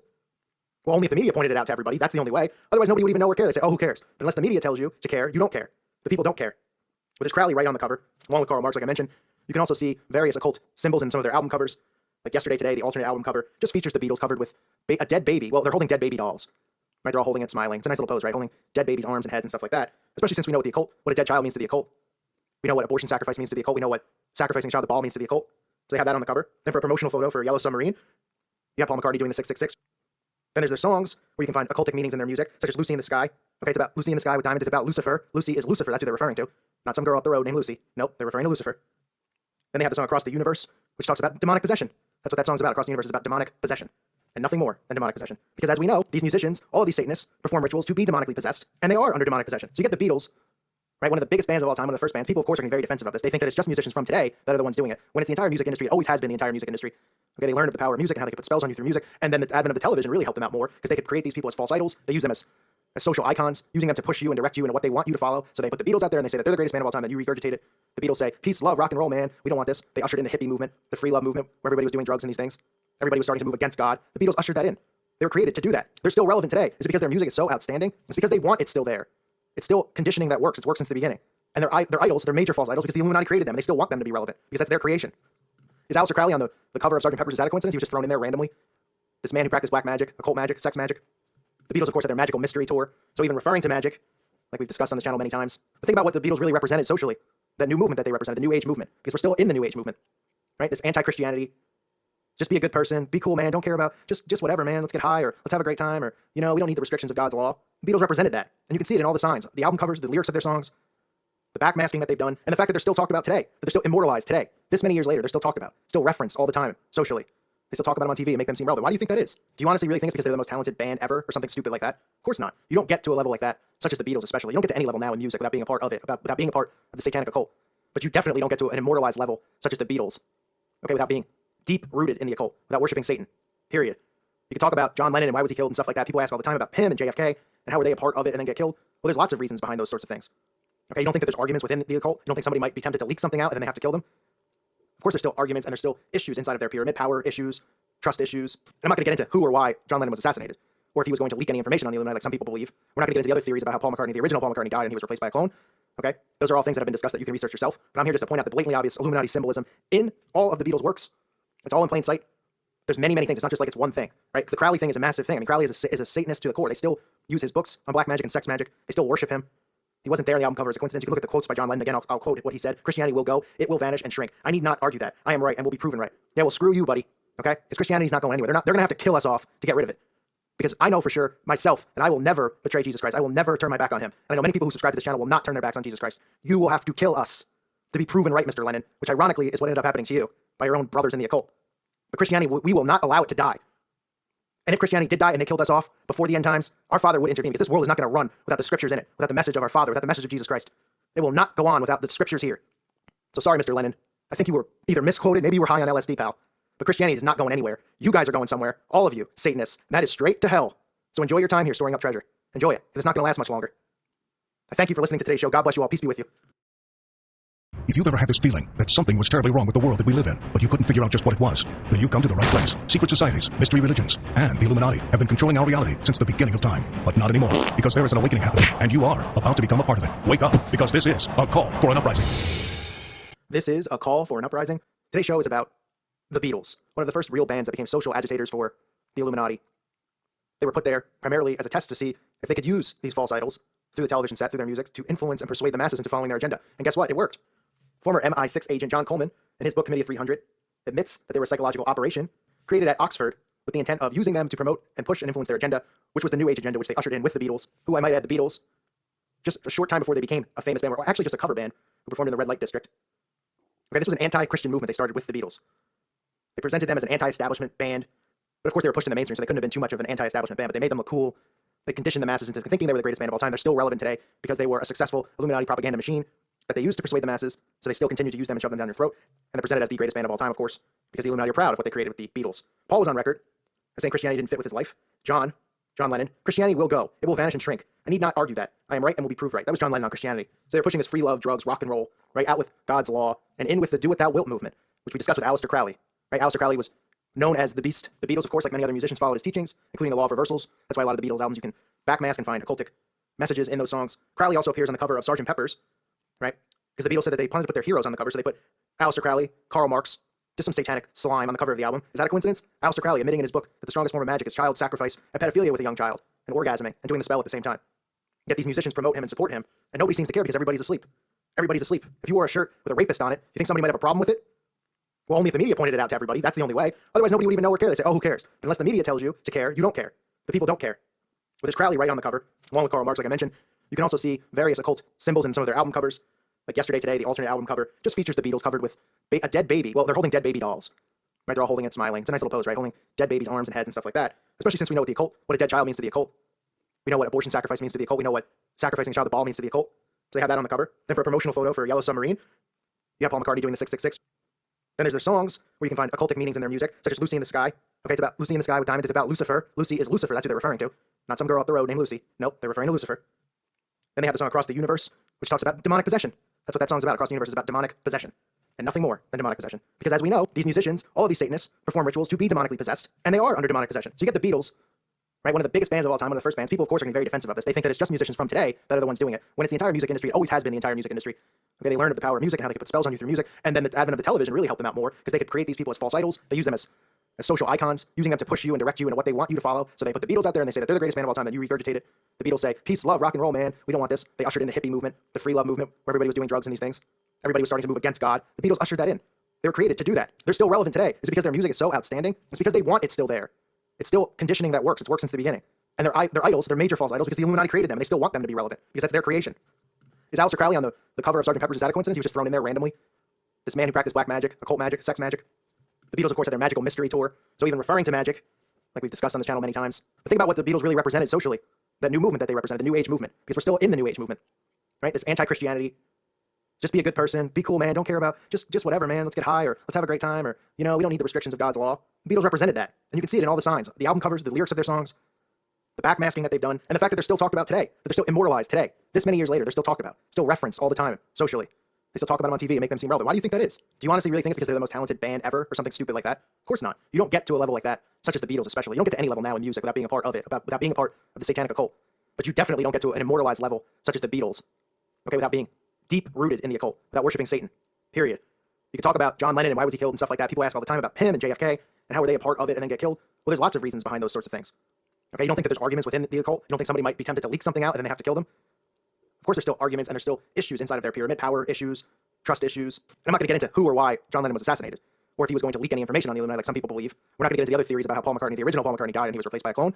Okay, those are all things that have been discussed that you can research yourself. But I'm here just to point out the blatantly obvious Illuminati symbolism in all of the Beatles' works. It's all in plain sight. There's many, many things. It's not just like it's one thing, right? The Crowley thing is a massive thing. I mean, Crowley is a Satanist to the core. They still use his books on black magic and sex magic. They still worship him. He wasn't there on the album cover. It's a coincidence. You can look at the quotes by John Lennon. Again, I'll quote what he said. Christianity will go. It will vanish and shrink. I need not argue that. I am right and will be proven right. Yeah, well, screw you, buddy. Okay? Because Christianity's not going anywhere. They're going to have to kill us off to get rid of it. Because I know for sure, myself, that I will never betray Jesus Christ. I will never turn my back on him. And I know many people who subscribe to this channel will not turn their backs on Jesus Christ. You will have to kill us to be proven right, Mr. Lennon, which ironically is what ended up happening to you by your own brothers in the occult. But Christianity, we will not allow it to die. And if Christianity did die and they killed us off before the end times, our Father would intervene, because this world is not going to run without the scriptures in it, without the message of our Father, without the message of Jesus Christ. It will not go on without the scriptures here. So sorry, Mr. Lennon. I think you were either misquoted, maybe you were high on LSD, pal. But Christianity is not going anywhere. You guys are going somewhere, all of you, Satanists, and that is straight to hell. So enjoy your time here storing up treasure. Enjoy it, because it's not going to last much longer. I thank you for listening to today's show. God bless you all. Peace be with you. This is a call for an uprising. Welcome to today's show. I've covered on this channel many times the importance of backmasking. I've uploaded videos from the 80s of preachers or evangelists who have exposed backmasking, and from Kiss to Led Zeppelin. I've covered Jay-Z and some of these other songs where they in backmasking you hear them say murder Jesus and 666 and all sorts of alarming things. Murder Jesus. Murder Jesus. The importance of backmasking is that your brain still, when it's listening to records, is picking up what is said backwards. That is the point. And this all goes back to Aleister Crowley. But before I get into that, because most of you know that, get a load of this. Ariana Grande fans are getting so obsessive that they're backmasking her music, listening to it because they think that there's secret meaning inside of her songs and videos. You can see BuzzFeed, Teen Vogue talking about it. Ariana Grande fans think they found a secret message in Breathin', one of her songs called Breathin'. This is Ariana Grande's song Breathin' is nothing short of certified bop. I would say certified crap, but okay, if you want to call it bop, I guess that's what we're calling crap now, bop. Gonna go take a bop. From the catchy vocals to the beat that literally makes you want to get up and dance in public. I mean, these people are just absolutely under mind control. It's no surprise that it's quickly skyrocketed to one of the most popular songs off of her latest album. What you may not have realized about the jam, though, is that it seems to feature a secret message you probably missed during your first 100 listens. I mean, listen, these people are listening to these songs 100 times over. They're playing on the radio 100 times over. This is how mind control works, the repetition. And a lot of the times you wouldn't even realize, but your brain does pick up things backwards, and that's why they use backmasking. And it says the song opens with the sound of a voice speaking, and then the words are totally impossible to figure out. That is until you play it backwards. Someone on Twitter tried it out and realized that the voice is actually saying, quote, "Tonight's your special night, do something magical."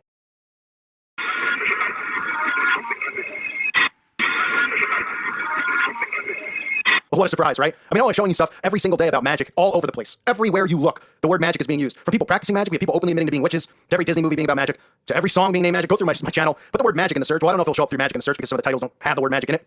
But if you follow my channel, you know I've exposed this nonstop, right? So of course, backmasking.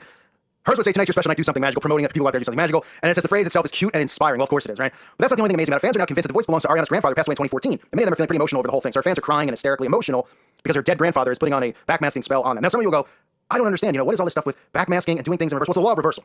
This was taught by their favorite occultist, Aleister Crowley, who told his followers to learn and put into practice the occult law of reversal. Okay, this is in his books. This is in his book about black magic and the many various classes that he constructed, or he instructed, I should say. He told his students that doing things in reverse would make them closer to Satan. So those who want fame, power, spellcasting abilities, demons at their back and call, and to recognize the Godhead within, as well as to know the past, present, and future, he told his students they must consistently, with intensity, practice talking in reverse speech, walking backwards, hence like the moonwalk, thinking, and playing phonograph records, which is just playing music now, backwards. And that this was a form of divination. Divination, which we are warned against in the Bible. Now, he wasn't the only one that practiced it. Even Anton LaVey taught his students that they would find the Godhead within by doing this stuff. This is all the same crap, right? And then it trickles down into Freemasonry and whatnot. And then, of course, what the Bible says in Deuteronomy chapter 18, verses 9 through 14. Where we're advised by God to stay away from those things and the people who do them. You're not to have anything to do with them. God warns, "I will turn my face from you," in Leviticus chapter 20, verse 6. But in Deuteronomy chapter 18, verses 9 through 14, it specifically says, "When thou art come into the land which the Lord thy God giveth thee, thou shalt not learn to do after the abominations of those nations. There shall not be found among you any one that maketh his son or his daughter to pass through the fire, or that use divination, or an observer of times, or an enchanter, or a witch, or a charmer, or a consulter with familiar spirits, or a wizard, or a necromancer. For all that do these things are an abomination unto the Lord, and because of these abominations the Lord thy God drove them out from before thee. Thou shalt be perfect with the Lord thy God, for these nations which thou shalt possess hearkened unto observers of times and unto diviners. But as for thee, the Lord thy God hath not suffered thee so to do." Okay, so this is, I've said it a million times. Everything they do is to mock God, right? Everything they do is in reverse. That is really what the law of reversal is. Everything is inverted, right? Everything is upside down. They look at the Bible backwards, as if our Father in heaven is evil and Satan is the good one. So they do everything to break the Ten Commandments and all of these rules. But the universal law that they follow, which is the law of reversals, which all of them follow, partake in these musicians who are really, practitioners of black magic and witchcraft and Satanists, and they're part of the occult. And they do this on all of their albums. I have a video with John Todd. Some people don't think that that's real with John Todd. Well, you might not believe that John Todd is legit or not, but what he was saying is 100% truth as far as what they do with backmasking, what they do with music and records, and putting spells and doing rituals around these records, and then performing, doing things like helter skelter, all this stuff. And people think it's a huge coincidence, right? Whether it's, MK Ultra to trigger people, or, the backmasking that I told you about with Jay-Z, where they're mocking God, or this here is doing something magical. But the point of this video is to show you that this is getting so out of hand that people are now openly back to backmasking music. Like they're saying like, oh man, now, it's cool. Because remember what happened in the 80s with the backmasking, right? Preachers started going crazy calling them out, and that was part of the satanic panic. Not just the stuff in McMartin and all the stuff that when, all the child trafficking things were getting exposed. Another thing they lynched onto and they grabbed a hold of was the backmasking stuff, trying to make us all sound crazy because they knew that was a powerful tool that they used. They openly admitted, Satanists who are high up, LaVey's children, openly admitted that backmasking is one of the tools that they use for mind control. So of course they had to attach it to the satanic panic, so it kind of died out. But I guarantee you what you're going to see now is, people are going to buy an album like Ariana Grande fans. These people are so under just the sickest form of mind control possible, and they're going to say, hey, special surprises when you listen to the music backwards, right? And of course you'll hear stuff like this where somebody will say, oh, what's so bad about that? They're saying, make the night magical, right? They probably won't be able to understand some of the other stuff because it's demonic beings speaking, and people just think it's all crazy. So you're going to see people more and more, these musicians, encouraging their audiences that there's special surprises when they listen to music backwards, and that is part of spellcasting. So they're going to be putting spells in the show, not just forwards but backwards. And like I said, your brain processes this music both ways. You might not know it or not. But now they're just going to start encouraging people to do this. Listen to it backwards. It'll be fun. Hey, there's a surprise. Like at the bottom of a cereal box. Listen to Jay-Z backwards. Listen to Beyonce backwards after you listen to it 100 times forward. And guess what? There's a big surprise in there. Well, the big surprise is that they worship Satan. These people just don't want to realize it. They think it's funny. Because we have the satanic temple and churches out there who have brainwashed everyone to think that they're atheist organizations that don't really worship the devil. And they just believe it. Just like, oh yeah, no, they're not. Oh, right. I mean, just stuff that makes you pull your hair out. Dumb people are. But this is the next wave. BuzzFeed promoting it, Teen Vogue, right? And they're promoting it in a way that's casual. They're going, oh yeah, try this out. Oh yeah, ooh, isn't this sweet? Isn't this kind? They're showing all the fans react, like crying over her grandpa and stuff like this. But I'm telling you, this is going to be the next wave because all of this stuff that they perform and do, not only is it going to come to light, it's going to become normal, right? Same way I talk about, the stuff with the children that these people do, the acts they perform on children. It's going to be normal. They're easing people in with the children on television being smarter than the adults. All of this stuff with, oh man, this kid was in 8th grade and he went right to college. He was that smart. So people start looking at the kids as adults. This is all going to become normal. Listening to things and practicing. Look how yoga's become normal, right? People get on me all the time for doing videos on yoga, And there's people who are like, I can barely move my back, and then yoga helps me my back move and stuff like that. I'm not saying, oh, you're just a Satanist because maybe you're doing some type of a yoga. I don't know. I'm just telling you the origins of this stuff and why it's so mainstream is because all these practices that they do are becoming mainstream. That includes the law of reversal. So Aleister Crowley, all this stuff that he does, we're seeing it become mainstream every single day, and nobody realizes it. So Ariana Grande, who's a witch as it is, right, is now openly putting it in, right? I mean, obviously, if you go through all these people's albums, you'll find stuff. There's channels that actually just backmask and listen, which I can't do because it's too much for me. You hear demons and all sorts of weird crap going on. But then there's ones that are blatantly obvious, like Led Zeppelin and Stairway to Heaven, right? So these people have been doing it forever and ever, but I'm telling you now, it's going to be normalized. They're going to be doing it openly, and it's going to be like this big thing, like, buy the album, listen to it backwards, and they're going to be partaking in, having spells performed on them, and they don't even realize it because they don't believe this stuff is true. It's unbelievable. Thank you for listening to today's show. God bless all of you and your families. This is a call for an uprising. Welcome to today's show. I just saw this new music video, and I had to cover it because the repetition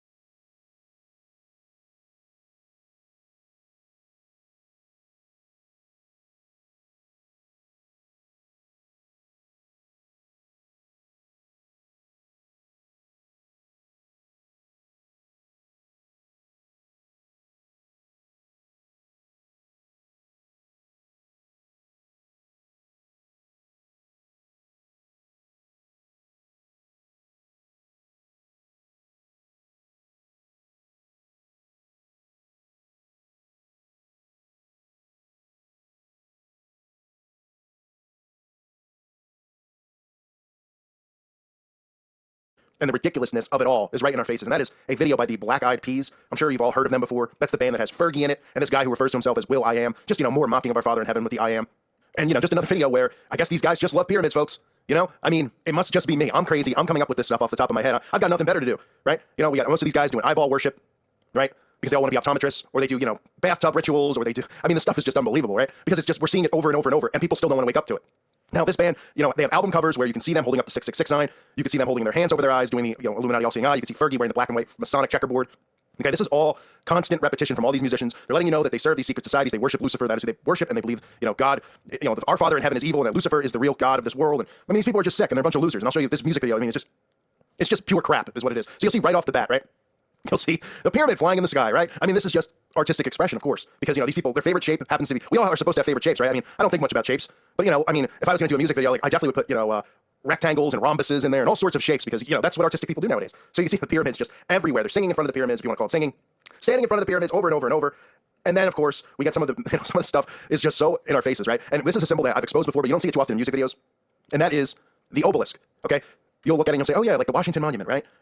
But people don't wonder why this symbol is outside the Vatican. It's outside the White House. It's all around the country, in the UK, everywhere, in prominent spots. Because this represents Baal's shaft. That's right. That's what it represents. Lucifer's penis. Believe it or not, that's what it represents.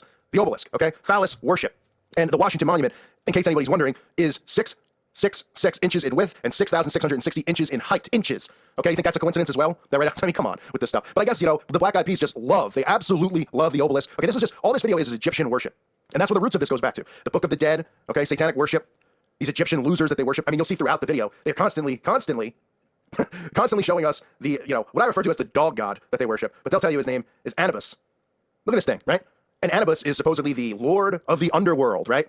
It's a freaking guy with a dog's face, okay? And you'll just see it throughout the video, people wearing his mask. Oh, it's Anubis. Oh, but this isn't satanic, folks.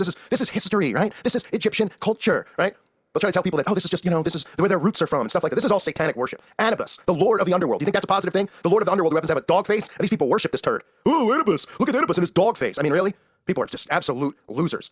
So in addition to all the Egyptian crap, you see Egyptian worship with the pyramids, with the obelisk, you'll see the phoenix rising, the wings, right, of the phoenix rising. This represents the Antichrist rising. The phoenix rising, we've all heard the expression or heard of the phoenix rising. Well, the phoenix rising means the rising of the Antichrist. Rising, okay, this is a common theme you see all the time with the phoenix rising, with the wings, right?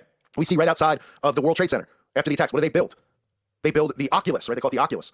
Because I guess they love eyeballs, right? And it's in the, if you look at the design of the building, people just go, oh, that's such creative architecture. It's the Phoenix Rising, right? So after they do September 11th, and we all know who did September 11th, the Bagels, they, of course, rub it in everyone's faces with the Phoenix Rising and put it out, but nobody says anything. No one says boo. That's how they get away with this stuff. That's why you can have music videos like this. And people still, they're like, oh, these crazy conspiracy guys talking about the Illuminati. Well, all you gotta do is go through all my videos and just look at the music videos. And the reason that I cover the music videos is because the constant repetition, right? And a lot of kids are seeing this or seeing my channel or coming over here thinking it's a joke. And then they're like, oh, every other day there's a video with the black and white Masonic checkerboard floors. And they're investigating what is Freemasonry. Because I'm telling them there's one in every town, that there's one in their town. And then they're messaging on my channel and they're saying, there is one in my town, believe it or not. And I'm telling them, that they worship Lucifer when they get to a certain degree in Freemasonry. They branch off in other secret societies that worship Lucifer. And these people become your politicians, they become celebrities, they become, you name it, CEOs of corporations. And we're all supposed to believe, oh, they earned it. The American dream's alive and well. It's a joke. It's a set up system. Okay, Freemasonry might be at the bottom of the system as far as, the control of Bagelville over there and, the Vatican's control. But, Freemasonry is where they get, people like me and you, right? They get like regular people, your next door neighbors, they try to recruit. And then, you would never think your neighbor, a regular person, would be a Satan worshiper. But of course they are. But then they come across and they're like, no, I'm a Christian. I go to church on Sunday. Everybody believes it, right? And God tells us in the Bible, these people are, Satan is the master of lies. That's what these people are. They're nothing but liars. So back to the video. We see the Phoenix Rising. We see the pyramid. We see sun worship. You'll even see the black and white colors throughout the video where, this girl's got her black clothing on with the white lipstick on. Okay, that's their way of doing their Freemasonic worship with the esoteric black and white colors. And, what's even funnier is that the name of, I guess, this album or this tour, Masters of the Sun, right? And you can see they're inside the pyramid with the sun worship, and this guy's holding up the 666 hand sign, right? And then we have guys like Alex Jones saying that, I forget what he said, universal, some ridiculous quote about what the 666 sign means, so that these guys can keep throwing it up, and then we're not supposed to be suspicious of these hand gestures. Look at him. What do you think? He just randomly, they were like, cheese. All right, everybody, we're gonna take this picture for the album cover, whatever it is. Just do whatever. All right, cheese. And the guy just holds up the AOK sign, because we're supposed to believe it's AOK. And he's just like, everything's great, AOK. As I'm on the album cover for Masters of the Sun with sun worship, as I'm inside of a pyramid, okay? It's the 666 sign. That's what it means. That's why every one of these celebrities is on a prominent magazine cover holding it up, okay? Holding it over their eye. Look at these people. They're unbelievable, and they don't care. You got Will.i.am. He's on magazine covers holding things over his eye. They're not hiding it. That's the point I'm trying to make is this stuff, you shouldn't see this stuff and be like, is it a conspiracy? There's no conspiracy, okay? Like if I told you that this was like a gang, for people who, and obviously I don't live, whatever, gangs, right? Gangs, people of any ethnicity that's in a gang, and they're, oh yeah, there's a gang, and they have secret handshakes and secrets, stuff, codes and all this crap. People would believe that. But they don't want to believe that this exists. Oh, but it's the Illuminati, right? Because they've been mind controlled into deflecting and thinking that the word Illuminati, instantly their brain, is already desensitized from it, and people just automatically go, oh, it's ridiculous, right? And you can see, the pyramid in the video, you can see all the Egyptian crap on the side, you can see the all-seeing eye, right? You see Osiris crap, all this Egyptian garbage. They're not hiding it. They're not sitting here going, hey, these people are, they're blatantly showing us this stuff. It's in our faces. It's just a matter of your mind picking up the repetition and the patterns and seeing the symbols, realizing that they operate in symbols and codes. Okay? They do. But we've been trained differently, right? We've been put through schooling where, we learn nothing but lies and bull crap and it gets beaten into our heads and we don't get taught to think like this. But once you see it, your brain, there's no unseeing it. Your brain starts to see the patterns, right? And a lot of you tell me all the time, because your channel, I see this all the time on TV, I see this, I see that. That's a good thing. Even though it might drive you crazy, it's good that you're seeing the patterns and you're seeing the repetition. It means your mind is waking up to what's going on. So this is the Black Eyed Peas. I guess they just love Egypt. I guess they just love pyramids. I guess they just love Satan's shaft, okay? I mean, give me a break with this ridiculous filth that these people continue to put out and people continue to turn a blind eye to it and say, oh no, it's a conspiracy. None of this is real. Oh yeah, right. Why are they all doing the same crap over and over again? Over and over and over. Ridiculous. I thank you for listening to today's show. God bless all of you and your families. This is a call for an uprising. Welcome to today's show. Well, if this isn't in your face, I don't know what is. I covered the first audio video, or whatever they call those now, because they release 2 videos for every stupid song, just to keep people as brainwashed as possible, of Iggy Azalea. The song called Savior should speak for itself, right? But wait till you see this video, because you'll see some of the same things I've been talking about. But wait, everybody loves a good bath, right? Well, you'll get that in here. You'll get the whole satanic baptism. As we see Iggy inside of a church. Now, unfortunately, Christians who don't have a clue will actually see this video, and because there's some crosses in the background, and because she's in a church, they're going to go, oh, she's been saved, she's found God. When it couldn't be further from the truth what they're showing us. But sadly, people don't think. And they just think, oh, it's a church. Oh, I see a cross. Oh, she must be a Christian. They're actually showing you her satanic baptism. They're actually showing you the same signs we see from going from lightness to dark, white clothing to black. But I'll get into all that stuff. You can see the blasphemy right off the bat. As she's in a bed on an altar. Of course, they'll show some statues like Mary. They'll show some things on the wall. And they'll show people sitting and watching her as she's up on this altar wearing her white dress. Remember, they use colors all the time, white to black, all the time, right? I believe I just did a video that showed Beyonce doing it. But again, you'll see crucifixes, you'll see crosses, and suddenly we'll see roses on fire, Rosicrucian, right? Remember I talked about that before, the rose symbolism. It's not because it's everybody's favorite flower. It represents something to them, to the Masons. So we see the roses on fire as suddenly she has what people would call a halo on her head. Now, halos is probably a video I need to do, exposure on it, so people are aware, because too often people see a halo and they just think that that means the person's a Christian or a Catholic or a follower of Jesus Christ. When you'll see all these paintings depicting Jesus, depicting saints with the halo over their head, that's not what it means at all. In fact, the word halo is not mentioned in the Bible. The word halo is actually, guess what it's associated with? It's associated with deity worship. It's associated with sun worship. This goes back to the Egyptian gods. You'd see they have that around their head as well. It is about sun worship. The halo is also known as nimbuses. Yes, nimbuses, but these people are also imbeciles and nimbuses is what's on top of their head. So you'll see her with this halo. It's depicting sun worship, Egyptian god worship. And I know people go, well, sun worship, that's what Jesus is. People who don't have a clue, who are narrow-minded, who have been brainwashed into thinking that all this stuff, that they made up the Bible and all this. I don't even get down into that because it's so ridiculous. And all it takes is actual common sense to figure out that you're being brainwashed for thinking that. Okay? You're being brainwashed for thinking that Jesus and Horus are the same person. You don't have a clue how they've taken the Son of Man, the King of Kings, and through the depictions of art and through all these things, they have created these images to get people to inadvertently worship the sun and do that stuff. But let's get back to the video. So you see her with the halo on her head. As she walks down the aisleway, you'll see candles lit and all these crosses, right? Suddenly she's wearing black, holding the burning roses. Above her head, you can easily see the pyramid, which is above her halo, deliberately placed there. Now suddenly she gets to the front of the church here, which I guess, she was already in the front, but whatever. She walks down the aisle, and you get 8 women with veils over their face, right? The lifting of the veil, why they have veils and halos over their head, and they're all wearing white, standing right next to what would appear to be a druid, but which is clearly Satan, or clearly, the Antichrist here, wearing a black robe. As she approaches him, okay, she touches his hand, she looks in his eyes, she's now again wearing black clothing. They'll show you close-ups in on these, women who are wearing veils over their eyes, and suddenly, as she touches him, he falls, right? His druid cloak falls, and she's transferred her energy over, and that's also another thing with the halo. Keep in mind, when I talk about the magic circle, the ritual circle, it also represents that. Over their head, the halo, the circle. Remember, because the magic circle is important, and they believe they transfer energy, they can keep their energy inside of this stupid little circle that they worship. And as she's headed back down the aisleway, guess where she's going, folks? You guessed it. She's going to take a bath because she's going to have her satanic baptism. Get it? Eminem, Machine Gun Kelly, Rihanna, Beyonce, Katy Perry, Taylor Swift, Tupac. Coincidence that they all have this? And you can type in just about any musician and type bathtub or bath in Google image and find it for yourself, right? What did I just do? Maroon 5? Whatever that guy's name is, I can't think of it off the top of my head. Guy from Maroon 5 in the bathtub. Now we actually see her in a bathtub inside of this church as the druid in the black cloak, who really is depicting the Antichrist, because remember, everybody's going to be worshiping the Antichrist. They now show her, well, we're not, but they want everybody on board, and that's what this subliminal mind control is. So as she's in the bathtub, the Antichrist here comes up to her, dunks her in the water, giving her her satanic baptism. They then show her laying inside of, what looks like it's supposed to be some type of, like an angel representing fallen angels on the ground. And they deliberately will show this guy holding a thing that says monster. Okay, monster energy, 666. But you'll see, as she's laying inside as an angel, and the lyrics are talking about how she's, saving her love for her Savior, right? This is not depicting a love for Jesus Christ. This is depicting a love for the Antichrist. So she's inside, now depicting an angel representing the fallen angel. She's just had her satanic baptism. As she's been dunked in the water, she now rises back up. And as she comes out of the water, everybody in the church is standing. They're all praising up to the Antichrist, applauding, bowing, as we see the hands go up in a pyramid form of worship, right? Look at the hands, making the pyramid sign. We talked about that being an Illuminati symbol, right? The triangle power. So holding that up, the organs in the shape of the pyramid, and you can see all of them bowing down and worshiping. As we see her now in the aisleway, again, you can see the pyramid above her head with the halo back on. It's the same stuff over and over. But sadly, people are going to see this, and they're just going to go, boy, she's found Jesus. This is great. Because they'll hear the word Savior, they'll automatically think that's what she means. She's now quote-unquote religious, as the zombies would say. And she's been saved. Not mentioning Jesus in the song, constantly talking about waiting for her Savior. Well, who are they waiting for? Because our Savior's already come, and he's coming back. His name's Jesus Christ. Their Savior is the Antichrist, who they're ushering in, who they're brainwashing people into inadvertently worshiping, because he's coming in the name of love. And all these musicians just constantly constantly are taking a baptism, right? A demonic satanic baptism. Now, in the occult, they do these baptisms in blood and urine and feces. Yeah, it's true. You can listen to accounts from people who were in it or have done satanic baptisms. They'll tell you all the information's out there these days. I mean, we know everything pretty much about our enemies now. They don't care anymore. They try to censor us and things like that. But the fact of the matter is that people don't even care. They're like, oh, let them worship the Antichrist. Oh, the Antichrist. I mean, when the Antichrist comes, and I know a lot of you think he's here, and I'm not having a debate of who it is and whatever. Okay, the simple fact is the Antichrist is a prick. But you can see when this does go down, people are going to be like, oh, the Antichrist, he's great. Should we call him Antichrist? They're going to laugh and be like, he's not the Antichrist. He's just the greatest, right? All the things the Bible tells us about how the Antichrist is going to be. That's how he's going to act. Everyone's going to be deceived by him. But again, let's just rehash this. She's in a church. She's wearing white in a bed on the altar. She's then suddenly wearing black. She has the halo on her head, the magic circle, the sun worship halo. There's then women in white with veils over their faces standing around the druid in black. She touches him, right, and transfers her energy, as they say, these magician practitioner losers, over to him. He then suddenly turns to dust as she's now empowered. She heads back down for her baptism, and the Antichrist, or whoever's depicting, I believe it's the Antichrist, if you want to say it's Satan, the Antichrist is now dunking her into the bath, giving her satanic baptism. I mean, people will hear this and they'll just say, you're out of your mind and you're crazy. Well, why don't you just tell me what you see then? If you're somebody who loves Iggy Azalea, oh, it's just art, right? Is that what we just say when we can't figure things out? It's art, right? If this is art, it's a mess, I'll tell you that. It's like throwing crap against a blank canvas. That's what it looks like to me. But again, it's just so in our faces. I don't know how much more in our faces it can get. Look at this stuff. You know, the hands at the end with the pyramid, right? The Luciferian worship. It's insane. It's every music video. It's every week almost, and people still refuse to see it. It's like, I'm not just looking for it. I'm not just going, I'm into, oh, he's doing it because he wants to get views, right? I'm not even tagging Iggy Azalea in this one. Or maybe I will actually, so people can find it, but, oh, he wants to do views, right? Oh, they talk about these, well, they're using repetition. It's the basic and easiest form of mind control. They're showing it to you over and over. So maybe, just maybe if people start watching some of the breakdowns of the music videos and the breakdown of the symbols that I do, they'll go, oh my goodness, yeah. I mean, this can't be a coincidence. This can't be art. But they'll tell you it's art. Everyone will go, it's art. It's okay. She's found Jesus. She's in a church because we live in a world of zombies, folks. This was Iggy Azalea's Savior.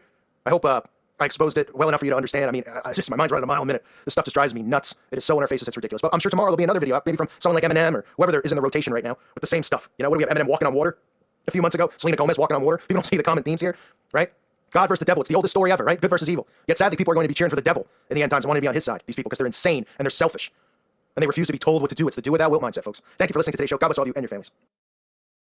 This is the United Uprising channel. Welcome to today's show. Whether you do or you don't like to watch the videos that I do on music videos or things in pop culture, I highly recommend you watch this one because it is so unbelievable. It's actually topped my expectations. This newest Lil Nas X blasphemy video, it's more than just blasphemy. Okay, and I'll tell you a little hint, a little spoiler alert as I break down the video for you. We actually get into the video having the Ark of Baphomet. Okay, the Ark of Baphomet. And Baphomet flooding the earth, in a sense, because that's what this is really about in this inverted satanic culture that we're living in. So I'm going to break down this video right now for you. And if you didn't see, I actually covered, before this video came out, I did a video talking about just the picture that he put up of Lil Nas X himself on a crucifix, being crucified.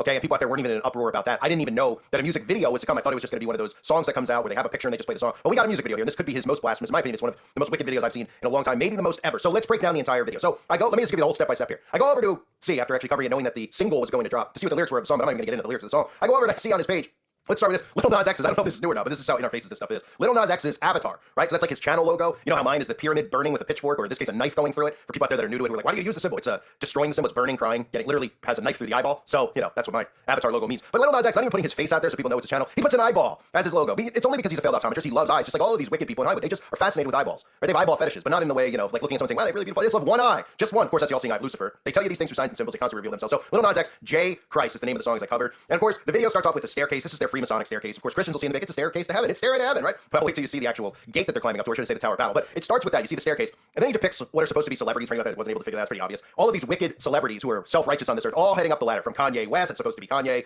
even Michael Robinson, Michelle Obama getting on board the ship with Barry Sartorial, Barack Obama as they board, right? Even heading not the ship, excuse me, heading up the staircase to heaven. And of course, then you see this big tower, which looks a lot like the Tower of Babel, if you ask me. And of course, look at the pearly gates. Let's start there, right?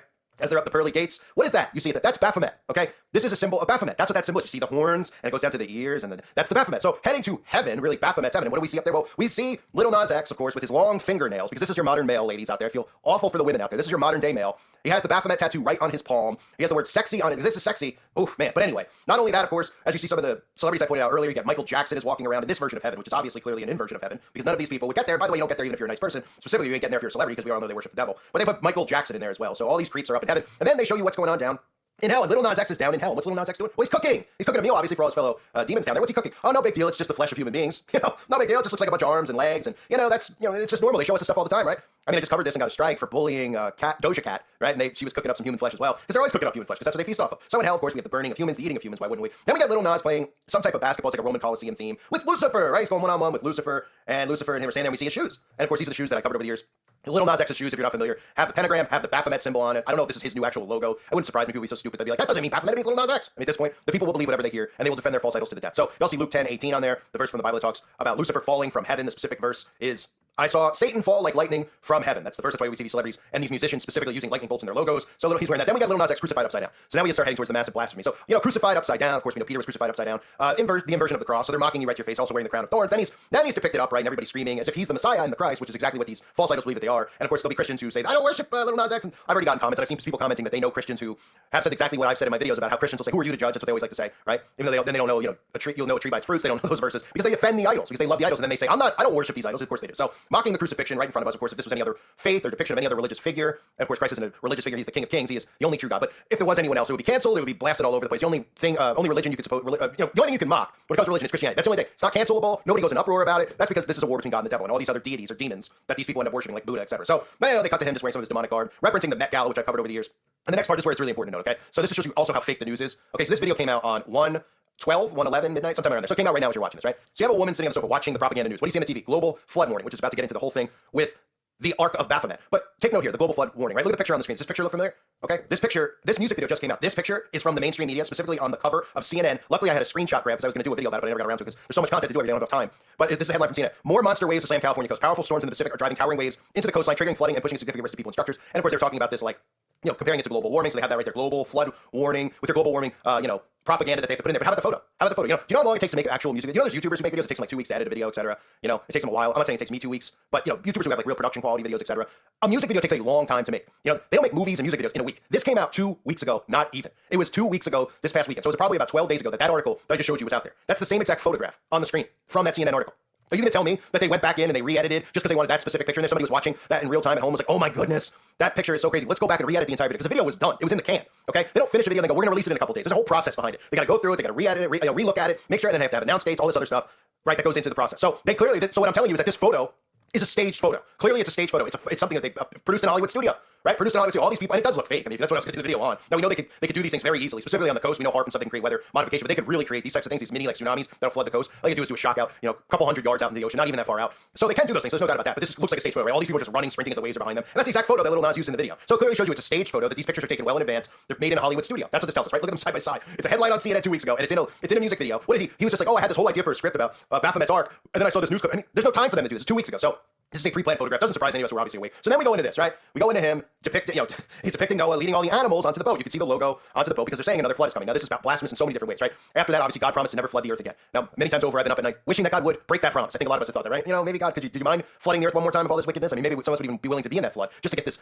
some of this filth, these reprobates off the earth. But God obviously promised he would never flood the earth again. Now what are we seeing here depicted? This is not obviously Noah's Ark. This is Baphomet's Ark. It's Baphomet's logo on it, right? So we get to the Ark. The Ark is out in the water, and now we see all of these reprobates dancing. I'll get back to the Ark in a minute. Well, you see all these reprobates dancing. As the lightning's falling, Lucifer's fall, it's referencing. You see on the screen, it says, Lord, help me, for I am at war. Right? And we are at war. We're at spiritual war, and the majority of our society doesn't even know it. And these are the people we're at war with. These influencers and demons are the ones who have destroyed the morals in our society. They've destroyed the minds of the masses because they're living in an altered reality that these people are fabricating and creating through magic. Flat out magic, right? So now what's interesting is over on the sign here. You'll see it says Lithium Springs, right? Now, somebody will probably look up and be like, hey, where's Lil Nas? Is that where he's born?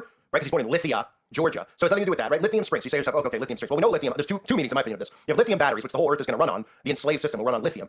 And we all remember from The Matrix, the infamous scene, a lot of people never understood it, with the battery. I've broken it down before, how they're going to turn you into that. Remember, he says in The Matrix, holds the battery up to turn you into this, right? This transhumanism, right? Turning human beings into batteries. This is everything that's going on right now, right? But what's interesting to note, not just the word lithium, lithium springs. You may have heard of lithium springs, hot springs. Do you know what lithium springs smell like? You can look it up for yourself. They smell like sulfide, which is sulfur, okay? So most of you out there are familiar with the fact that these demons, right? You can smell them. They smell like sulfur. Remember some of the times in the past I covered Obama talking about, oh, I smell like sulfur, etc. And I mean that literally, by the way.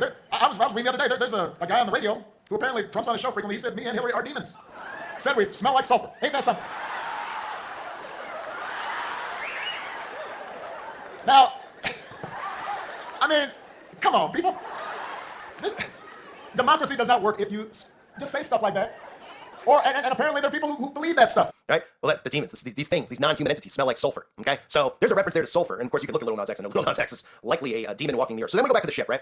And there's a couple things to note here. He's raising the flag of Baphomet, defying God, up to the sky, right? So the Baphomet flag is flying up, right as the sun is, piercing through the clouds. That's supposed to depict God, and they're depicting themselves, giving the middle finger to God, and saying that they're actually the ones now flooding the earth. And in a sense, that's part of the tone of this, the messaging of this, right? Of him flooding the earth. Because you might say, what are they just mocking flooding the earth? Well, God flooded the earth, right? To rid the earth of the wicked on the earth. Right? Okay, so they're depicting exactly what's going on. They're trying to rid the earth of us. They're trying to rid the earth of Christianity. They're trying to rid the earth of human beings, God's creation, and they're doing it in a lot of different ways, right? We know this sixth mass extinction is underway that they openly talk about. The only thing that people don't realize is that they're the ones who are extincting humans, whether it's them, tricking them into poisoning themselves, right? Or all other things are doing us with geoengineering from the skies, hitting us with weaponized weather, right? So they're pretty much saying, this is what they're referencing. This is what Little Nas X and his handlers are referencing. God wants to flood the earth to rid the earth of people like Little Nas X, reprobates, right? That's what the flood was. It was literally to rid the earth of Little Nas X, okay? And all these other demons in Hollywood.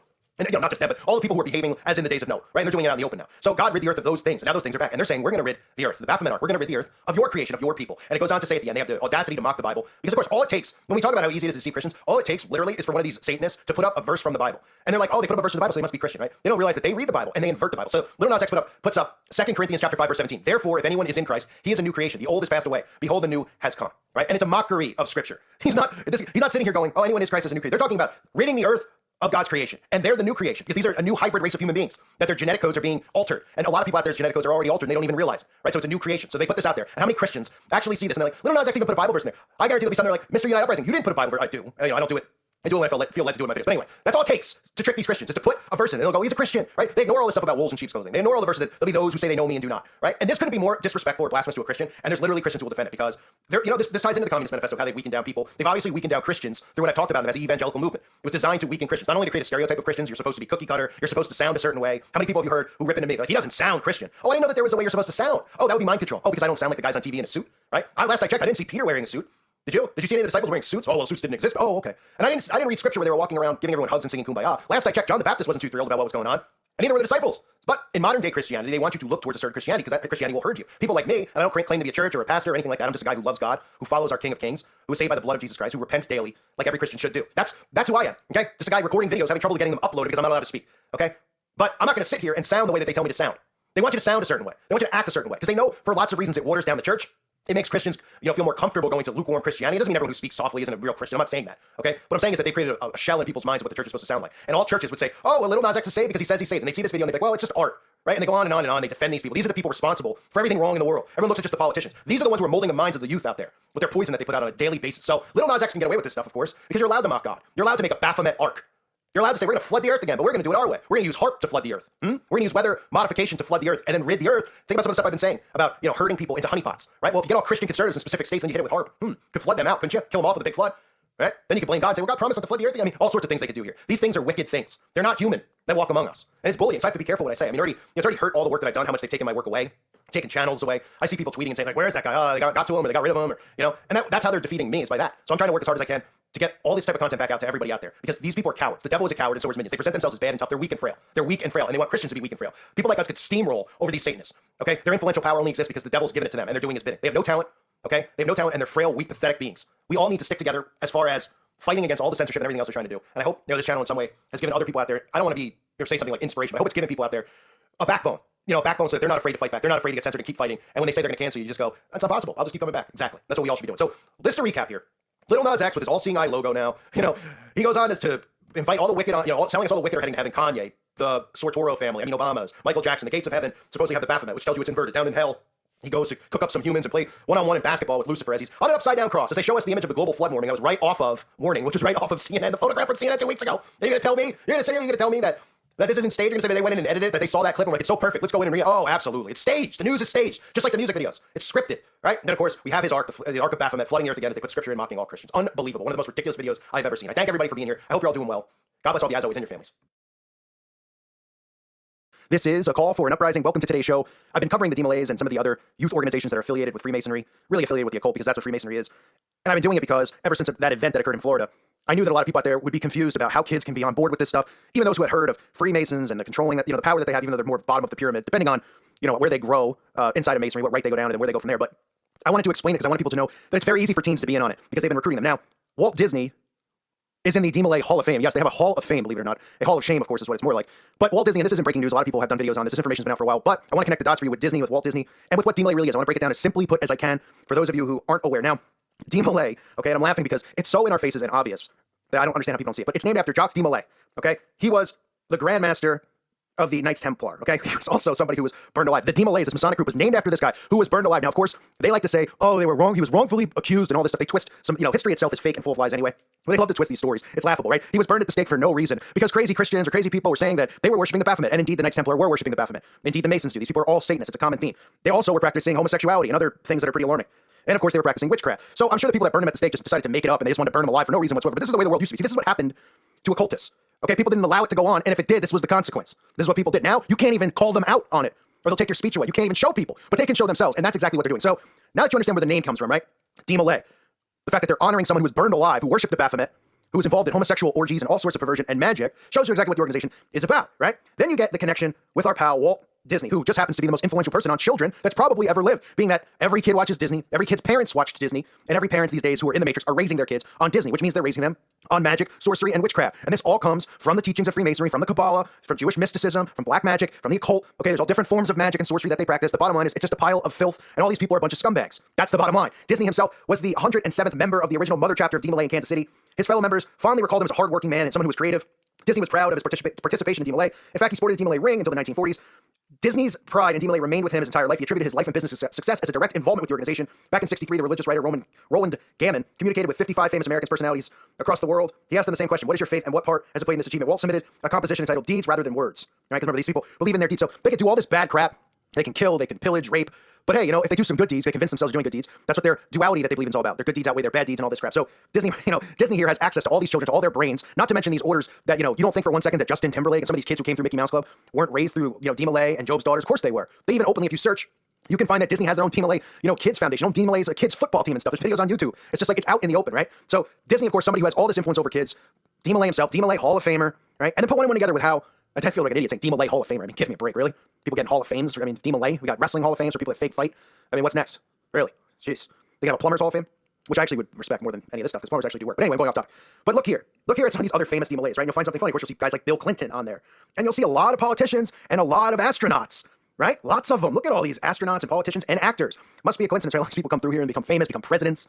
I mean, give me a break. And I'll show you a video clip at the end. You'll just roll your eyes at who's, how they speak of DeMolay and who is there to present an award for the DeMolay. But one other thing I wanted to show you is I was looking up stuff on DeMolay ever since this event because I really was trying to dig and find information on these kids, possible different names, aliases. It's really almost impossible for me, at least. I don't have the capability or the database, and I don't know where I would find it. But to get into a database to find out members of certain lodges, I looked up all the lodges down in Florida. I looked up all the DeMolays, at least within a certain amount of radius of there, trying to see if these kids had their names in there, their fathers, or any of the people involved in the sheriff's department. I couldn't find much. Because they're not going to just announce it. I mean, they're going to be smart enough, I think, at this point, even though they're pretty stupid, to take, if there's a picture of Hogg, doing a DeMolay Lord of the Rings nerd ritual. I don't think that, it's going to be up on YouTube or up on, Pinterest or something like that with what they know that we know, right? So they probably take the proper precautions. But anyway, so in researching this, I found this, this is just disturbing. The Albert Pike DeMolay Crystal Ball of 2009. Some kid posted this, and I won't call him a name because I'll get a strike, but somebody posted this, and you can see it's almost like a prom. And all these teens who look like the same age as some teens that we just recently saw involved, and they're seeing become pro-activists and heroes in this country. About the same age, right? They're up there not only parading around in this, as part of this secret society, but they're okay with the fact that it's named after Albert Pike. This is the same guy who all Masons worship, all Masons follow the morals and dogma and all the crap that this guy's written.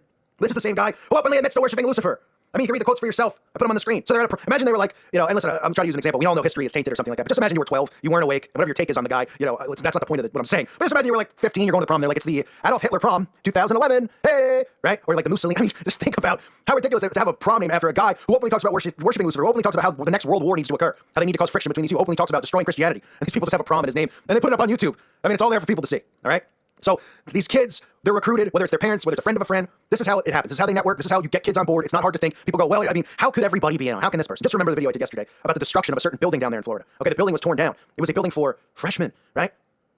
All these kids happen to be seniors. I guess they were all real close friends with freshmen, which doesn't sound weird. I'm not saying that it's out of the realm of possibility that somebody's sister or brother could have been one of them or something like that. Didn't hear any stories like that. But it was in that building where new kids could have just come in and left and nobody would have known, right?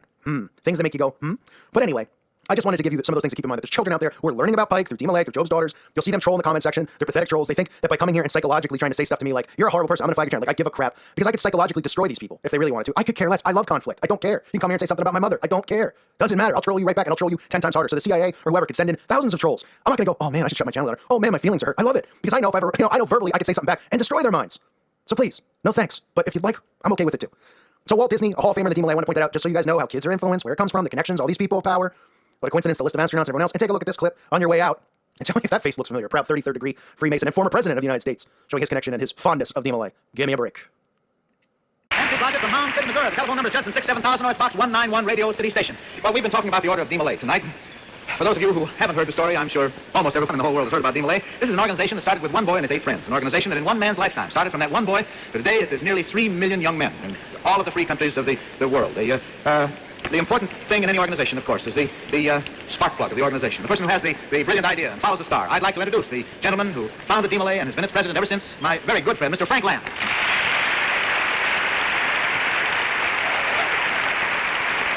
Ted, it's a great privilege to have you back here in Kansas City again, and doing this wonderful work for DeMolay that you've done once before. We owe you a tremendous debt of gratitude. And in fact, the entire DeMolay movement throughout the world tonight is more or less looking in on this telecast that we're now witnessing. Ted, Kansas City has produced some great leaders. We have a lovely city, as you've indicated. But I would like to present to you and to your television audience and those in this huge auditorium Missouri's most distinguished citizen, the Honorary Grand Master of DeMolay, and a member of its executive committee, who has come here for the purpose of making a presentation to you on behalf of the DeMolay boys of the entire world. I take great pleasure in presenting to you the former President, President Truman. Thank you very much. Ted, it's a very great pleasure to me on behalf of DeMolay to present you with this plaque, which reads like this: Ted Mack, whose interest in American youth is traditional, who is a symbol of the helping hand to young and old, whose kindness and friendly advice is an inspiration to all, whose visit to the American home is a longed-for delight, who has helped thousands to attain their cherished dreams. We thank him for his help and wish him and his a long life of good health and happiness. The Order of DeMolay by Frank Land, founder. Kansas City, Missouri, April the 29th. Well, this is one of the nicest. Frank, I know you know how deeply I appreciate it.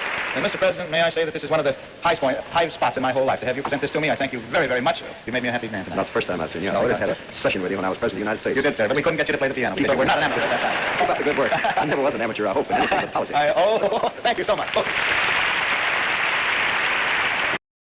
This is a call for an uprising. Welcome to today's show.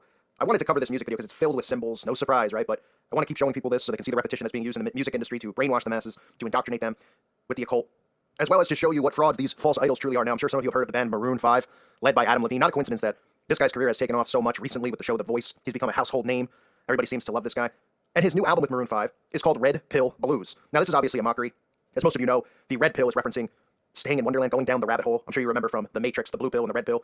The blue pill, the story ends, you wake up in your bed and believe whatever you want to believe. You take the red pill, you stay in Wonderland, and you see how deep the rabbit hole goes. So clearly he's mocking people who have taken the red pill, and he's calling it the Red Pill Blues, as if for those of us who have woken up, we've come to the realization of what's really going on, and we're supposed to have the blues. Well, I don't have the blues. I don't have the blues at all. I mean, I'm pretty thrilled to have salvation through our Lord and Savior Jesus Christ. I'm thrilled to be a follower of the true King, the King of Kings, and not a follower of these frauds like Adam Levine, who sings, "This love has taken its toll." Has it, Adam? Has it taken its toll? How about your music bleeping sucks? Oh yeah, because it does. It's horrendous. It's horrific. And before I get into the video where you actually even see his ritual baptism and the same symbols I always expose, I thought this was pretty interesting too. And this guy is loaded with tattoos. These people mark themselves up in bloodletting rituals, and that's one of the reasons people don't understand people's tattoos. Like, what has he got there? You know, they have false deities and demons and stuff carved in their flesh. But check this out. And I don't want to go into deep detail about his tattoos because I'm not going to stare at this guy's, this guy's body and examine it. I'd rather take razor blades to my eyes. But this is interesting here. You'll notice if you look on the left or his right shoulder, you'll see that he kind of has had this tattoo there with nothing inside of the tattoo. But if you watch this music video or current photos of him, you'll see that he's filled in his tattoo with the all-seeing eye. Right there. That used to just be an empty circle. Now he has the all-seeing eye inside of that circle. What, is that supposed to be a coincidence? Is he looking to become an eye doctor too? He loves eyeballs. Can't get enough of people's eyes. I mean, it's absolutely ridiculous. So speaking of eyes, this video starts with an eyeball opening, his eye opening up. And what's the first thing he sees? Of course, it's a cross, right? And he's inside of a casket, right? This is symbolizing his rebirth. You can see the cross inside reflecting off of his eyeball. Just more occultic symbolism, right? Remember, these people denounce Jesus Christ and accept Satan. They believe that they are born again. And as he wakes up in his funeral parlor, he goes over to this girl and puts a scorpion on her stomach. The scorpion stings her, and then she rises from the dead. And as the video goes on, of course, she's covered in roses. Just more of the same symbols that we always see. But it gets interesting because as the video plays, we see him going through these phases in his relationship with whoever this woman is that he has risen from the dead or rebaptized. He's wearing his black and white colored clothing. And he goes up to her face and he begins to feel her face, and her face begins to become distorted. Now, this is referencing the blurred lines, right? The augmented reality that is to come. You know, transhumanism, we know they're conditioning people with these virtual reality games, these Pokemon Go types of games, or people don't even know what's real and what's fake anymore. They're walking around their backyards trying to catch Pokemons. Okay, you can see him smearing her face. This is common. We see this in a lot of videos now. This distorting of people's flesh and this blurring of the lines between what's real and what's reality. And that's what they're showing you here as he, messes up her face with this goo-like colors. People see it and they'll go, "Oh, he's painting a picture on her face with all sorts of oil pastels." I mean, really? People just see this stuff. I can't believe that they don't ask questions and they don't look into it deeper. But then, of course, we get the bathtub. Now, I mean, how much more common of a symbol you can see than the bathtub, right? I guess he just loves baths too. He's not a shower guy, just like everybody else. Taylor Swift, Tupac, the list goes on and on. This is symbolizing the satanic baptism, as all of you know, who listen to this channel regularly. Okay, this is the baptism. These people are rebaptized into Satanism. They denounce Jesus Christ, and they are baptized usually in blood. The significance of this in these videos is they use the bathtub to show the baptism, the future baptism that everybody they believe is going to go through and eventually accept the Antichrist. That is what their plan is. So you see him inside of the bathtub. What a surprise, right? He then, of course, falls underground, is trapped in a car. Then the video just starts to get so ridiculous. Then, and you look at it and you just go, how do people not see that this is, more conditioning? Suddenly this video, which is called Wait, and he's kind of talking about how he's sorry about this stuff with a girl. Suddenly, he's just standing in the middle of a parking lot, more Armageddon-like theme, right? Just talked about it with Justin Timberlake, saw it with Taylor Swift, all these people. You see all these missiles and bombs going off as he's standing there, and it's symbolizing Armageddon, symbolizing the end. And he's just standing there. People just go, "Oh, they're talking about the end of his relationship with this girl." I mean, huh? It's so ridiculous. And of course, after that, you get your black and white Masonic symbolism. You get it there on the sofa or the ottoman. And you see here, as the video comes to a conclusion, his body is all strings, and he begins to unravel, right? And this is more symbolism. Look, as his body is unraveling. Because he's no longer a member of this reality. He's a member of the next reality, the augmented reality that they're creating. So this is just more of the same garbage. I thought it was important to point out, especially with the cross symbols and the mockery, the all-seeing eye in the eye, the fact that he's filled in his tattoo with an all-seeing eye on it, the fact that this guy is becoming a household name, and then all the other stuff with Armageddon, with his baptism in the bathtub, with the black and white symbolism again and again and again. It's amazing to me that people can't see the constant repetition being used. And again, these people are all marked up with stuff. I've covered other videos from Adam Levine and Maroon 5, where they've done certain rituals and people just don't seem to care, or they just refuse to think that they could be involved in something like this because they're under the spell. They watch these people on TV. They think that they're friends with this person. They think Adam Levine is going to come through the television set and hang out and play Pac-Man with them. I mean, that's really how people think. I mean, you read the comments on videos about some of these pop singers or Beyonce, and people come over and they're acting as if, I spit in their mother's face. And all I'm doing is pointing out the symbolism. I'm trying to help them become aware, but they don't want to see it because they are under such a spell that they believe that these false idols, who actually in their own minds believe that they're gods amongst us, as the Masons teach, as all these secret societies teach, that they're here to rule over us and we're here to serve them. And then you get the masses out there who literally are bowing down at their feet. I mean, you got people crying to get their autographs, right? And then you see these people taking these baths in the video. I mean, Eminem in the bloodbath, Machine Gun Kelly in the bloodbath, Rihanna in the bath, Beyonce, Shakira, Britney Spears, everybody, right? And then I just try to bring people back to a perspective and say, well, if you're making $2-3 million to direct and produce these videos and they're putting $5 million into the video and blah, blah, blah, has anybody got an original idea? How many times do we need to see somebody in a bathtub, right? And of course, he falls through the tub and then he's underwater. I mean, the symbolism is everywhere. It's everywhere. And people watch these videos, instead of just going, what are they trying to say? They're just enamored with, his eyes or his six-pack or the woman's breasts. They're like, oh, yeah, cool. Or the dance moves. And they're just showing you all this stuff. And nobody goes, what are they trying to say? Who wrote this? What is the meaning behind it? They just hear the lyrics and like, oh, it's about a breakup, right? It's about love, right? And he also, of course, has a tattoo about love on his body. Remember, love, the Antichrist? Is the mindset that they have love all. They tell you God is love, but they're not talking about our Lord and Savior Jesus Christ. They're talking about the Antichrist, and people fall into this deception. So this is Adam Levine from Maroon 5, who again, this is a video with 5 million views. Their YouTube Vivo channel has 15 million subscribers. And then you read the comments in the comment section, and it's just like, I love this music video. Like, huh? My favorite artist and my favorite actress in one video! Exclamation point. Can we take a moment to appreciate that amazing editing throughout the whole video? These are the comments that people are saying. He literally unraveled. She left him. I mean, boy, you're dealing with a bunch of people here who don't even have raisins inside their head. They have nothing inside their head. Can that change? Yeah, if they start waking up and they start pulling away from the mind control. But until then, these people don't even realize that they are zombies. They are the dumbest living creatures on earth. There are cockroaches that have more common sense because at least they know, how to eat, how to build, or whatever they do to survive. These people don't have a clue. They're just dependent on their government in their free time when they're not being a slave inside of a system. They're sitting there drooling over Adam Levine, taking his shirt off and getting into a bathtub. I mean, please, can people wake up already? It's unbelievable. I'm embarrassed again to be a human being, but who isn't at this point? I thank you for listening to today's show. God bless all of you and your families. If you've ever had this feeling that something was terribly wrong with the world that we live in, but you couldn't figure out just what it was, then you've come to the right place. Secret societies, mystery religions, and the Illuminati have been controlling our reality since the beginning of time. But not anymore, because there is an awakening happening, and you are about to become a part of it. Wake up, because this is a call for an uprising. This is a call for an uprising. Welcome to today's show. This video is important, so make sure you check it out and watch it entirely, because I'm going to show you not only the signs and symbols that are always there, but how these satanic Freemasons operate. Elton John has a new movie coming out, a biography on his life, the whole concept of the biography, and the purpose that they have these films, just like I covered with Freddie Mercury and Queen. Okay, they always pay homage to each other. The same reason back in the day before there was television, they would have paintings, those historical paintings that we see of all these prominent figures. This is how they keep their legacy alive. This is what these Masons and Satanists do. And this is the stuff you're going to see, is the clips I'm about to show you from the trailer. I'm going to show you a few times in a row. Listen carefully to what he says. Get to be a soulman. You gotta kill the person you were born to be in order to become the person you want to be. Thinking of changing my name to Elton. That's my name. Yeah, I know. He had to reinvent himself. You gotta kill the person you were born to be to become the person you want to be. Get to be a soulman. You gotta kill the person you were born to be in order to become the person you want to be. Thinking of changing my name to Elton. That's my name. Yeah, I know. He had to reinvent himself. You gotta kill the person you were born to be to become the person you want to be. Notice what he says there. You have to kill the person you were born to be in order to become the person you want to be. Okay, this has to do with the satanic baptism. This has to do with selling your soul, killing yourself. By selling your soul, giving your soul up in order to obtain all the treasures and riches of the earth. That's why all of these Satanists in the music industry constantly talk about selling their souls. Music is a form of spellcasting. It's a form of witchcraft. That's what it is. That's why backmasking, they do all this stuff and they subliminally mind control people without them realizing it. But Elton John, literally, they're telling you this in the trailer. That to become who you want to be, first you have to kill the person that God made you to be, right? To be born again in Satanism. Pretty scary that they're flat out showing you that, right? And he says he wants to take that guy's name. Who knows, that guy probably ended up getting sacrificed, even though they claim that it's some guy who died in 2006 is supposed to be who he took his name after. Probably took it after the person that he originally sacrificed, because that's all part of the satanic oath and how all this stuff works. Now, the first thing you'll notice as soon as he says that, kill the person you were born to be. Who do we see? We see him dressed up as what? As the Baphomet, right? You see the horns on the head. I mean, all of this stuff, they say it, they show it to you. See how they reveal themselves? Kill the person you were born to become the person you want to be. And then they show him dressed like that with the horns. Pretty unbelievable how in your face it is. The logo for the movie Rocket Man, the same logo Elton John markets with and has branded for himself. The pentagram, the star. You don't think his marketing consultant said, hey, you know what? That's the same logo that Starbucks uses. And that's the same logo that Converse uses. And that's the same logo that the Dallas Cowboys use and the Dallas Stars. Same with the Lightning Bolt, right? Gatorade. We see all these companies who use these satanic symbols over and over. And then, like the sheep that society is, they tell them, hey, go to school, get your marketing degree, right? And nobody sits there and goes, well, why all these big companies use the same ones? How many times we got to see a star? It's the pentagram. That's what the 5-pointed star is. It's the pentagram. Okay? If somebody drew the lines between them, somebody go, oh no, I see it. It's the pentagram. You've been conditioned into thinking that this means like a star in the sky. Okay, that's not what a star in the sky looks like. You're not floating in the sky like this. This is about satanic worship. So you see the pentagram there. Now get a load of this. This is pretty ridiculous. This is Gucci, one of the albums that he did, or songs, not sure what it, one or the other, I don't know. I'm not, an Elton John devout fan. But it's called Levin Goodbye, something like that. And the logo, of course, happens to be the all-seeing eye on the album, right? Because why wouldn't it be? He also wanted to be an optometrist. They all have a love for eyeballs. Just love eyeballs. Every one of these celebrities always showing you. And look what we get there. We get the eyeball logo. And look at this. This is on Gucci's website. And they're promoting it as if it is the album cover. Maybe it is the actual album cover. But there he is on top of the Masonic checkerboard with the all-seeing eye symbolism, right? Right there in plain sight for everybody to see, but we're all crazy, right? We're all conspiracy theorists because we see these things, and other people just refuse to see it because they're so prideful, right? And listen, this guy has done so many, there's so much stuff with Elton John, just like Freddie Mercury. You can go through the list. Obviously what they promote as far as sexuality goes. You'll see on Elton John's The Road to El Dorado that he's doing the pledge. This is a Masonic oath. I have a video on the Pledge of Allegiance, right? And this is why it's hard in certain instances to say, look, this guy is a Mason, he's doing a Masonic pledge, because obviously the presidents and all these people are going to say, well, we're doing a pledge of allegiance to the flag of the United States of America. During their Masonic oaths, and even the Masons, they won't, well, they deny everything anyway. They're just bullface liars. One of the oaths they take has them, we all know the hidden hand, right? We see them hide the hand, but they also have an allegiance oath where they hold their hand over their heart, which you can see him doing right on this cover, right in front of all this, crap in the background, holding his hand over his heart. Okay, this is another initiation into Freemasonry, right? So should we be surprised? No. And lots of celebrities do that. There's articles out there showing inside Elton John's home and his artwork. He has more artwork with all-seeing eye symbolism. Not going to get into detail about that because, I mean, it's always the same crap, is it not? You see the guy wearing a serpent on his jacket. Obviously,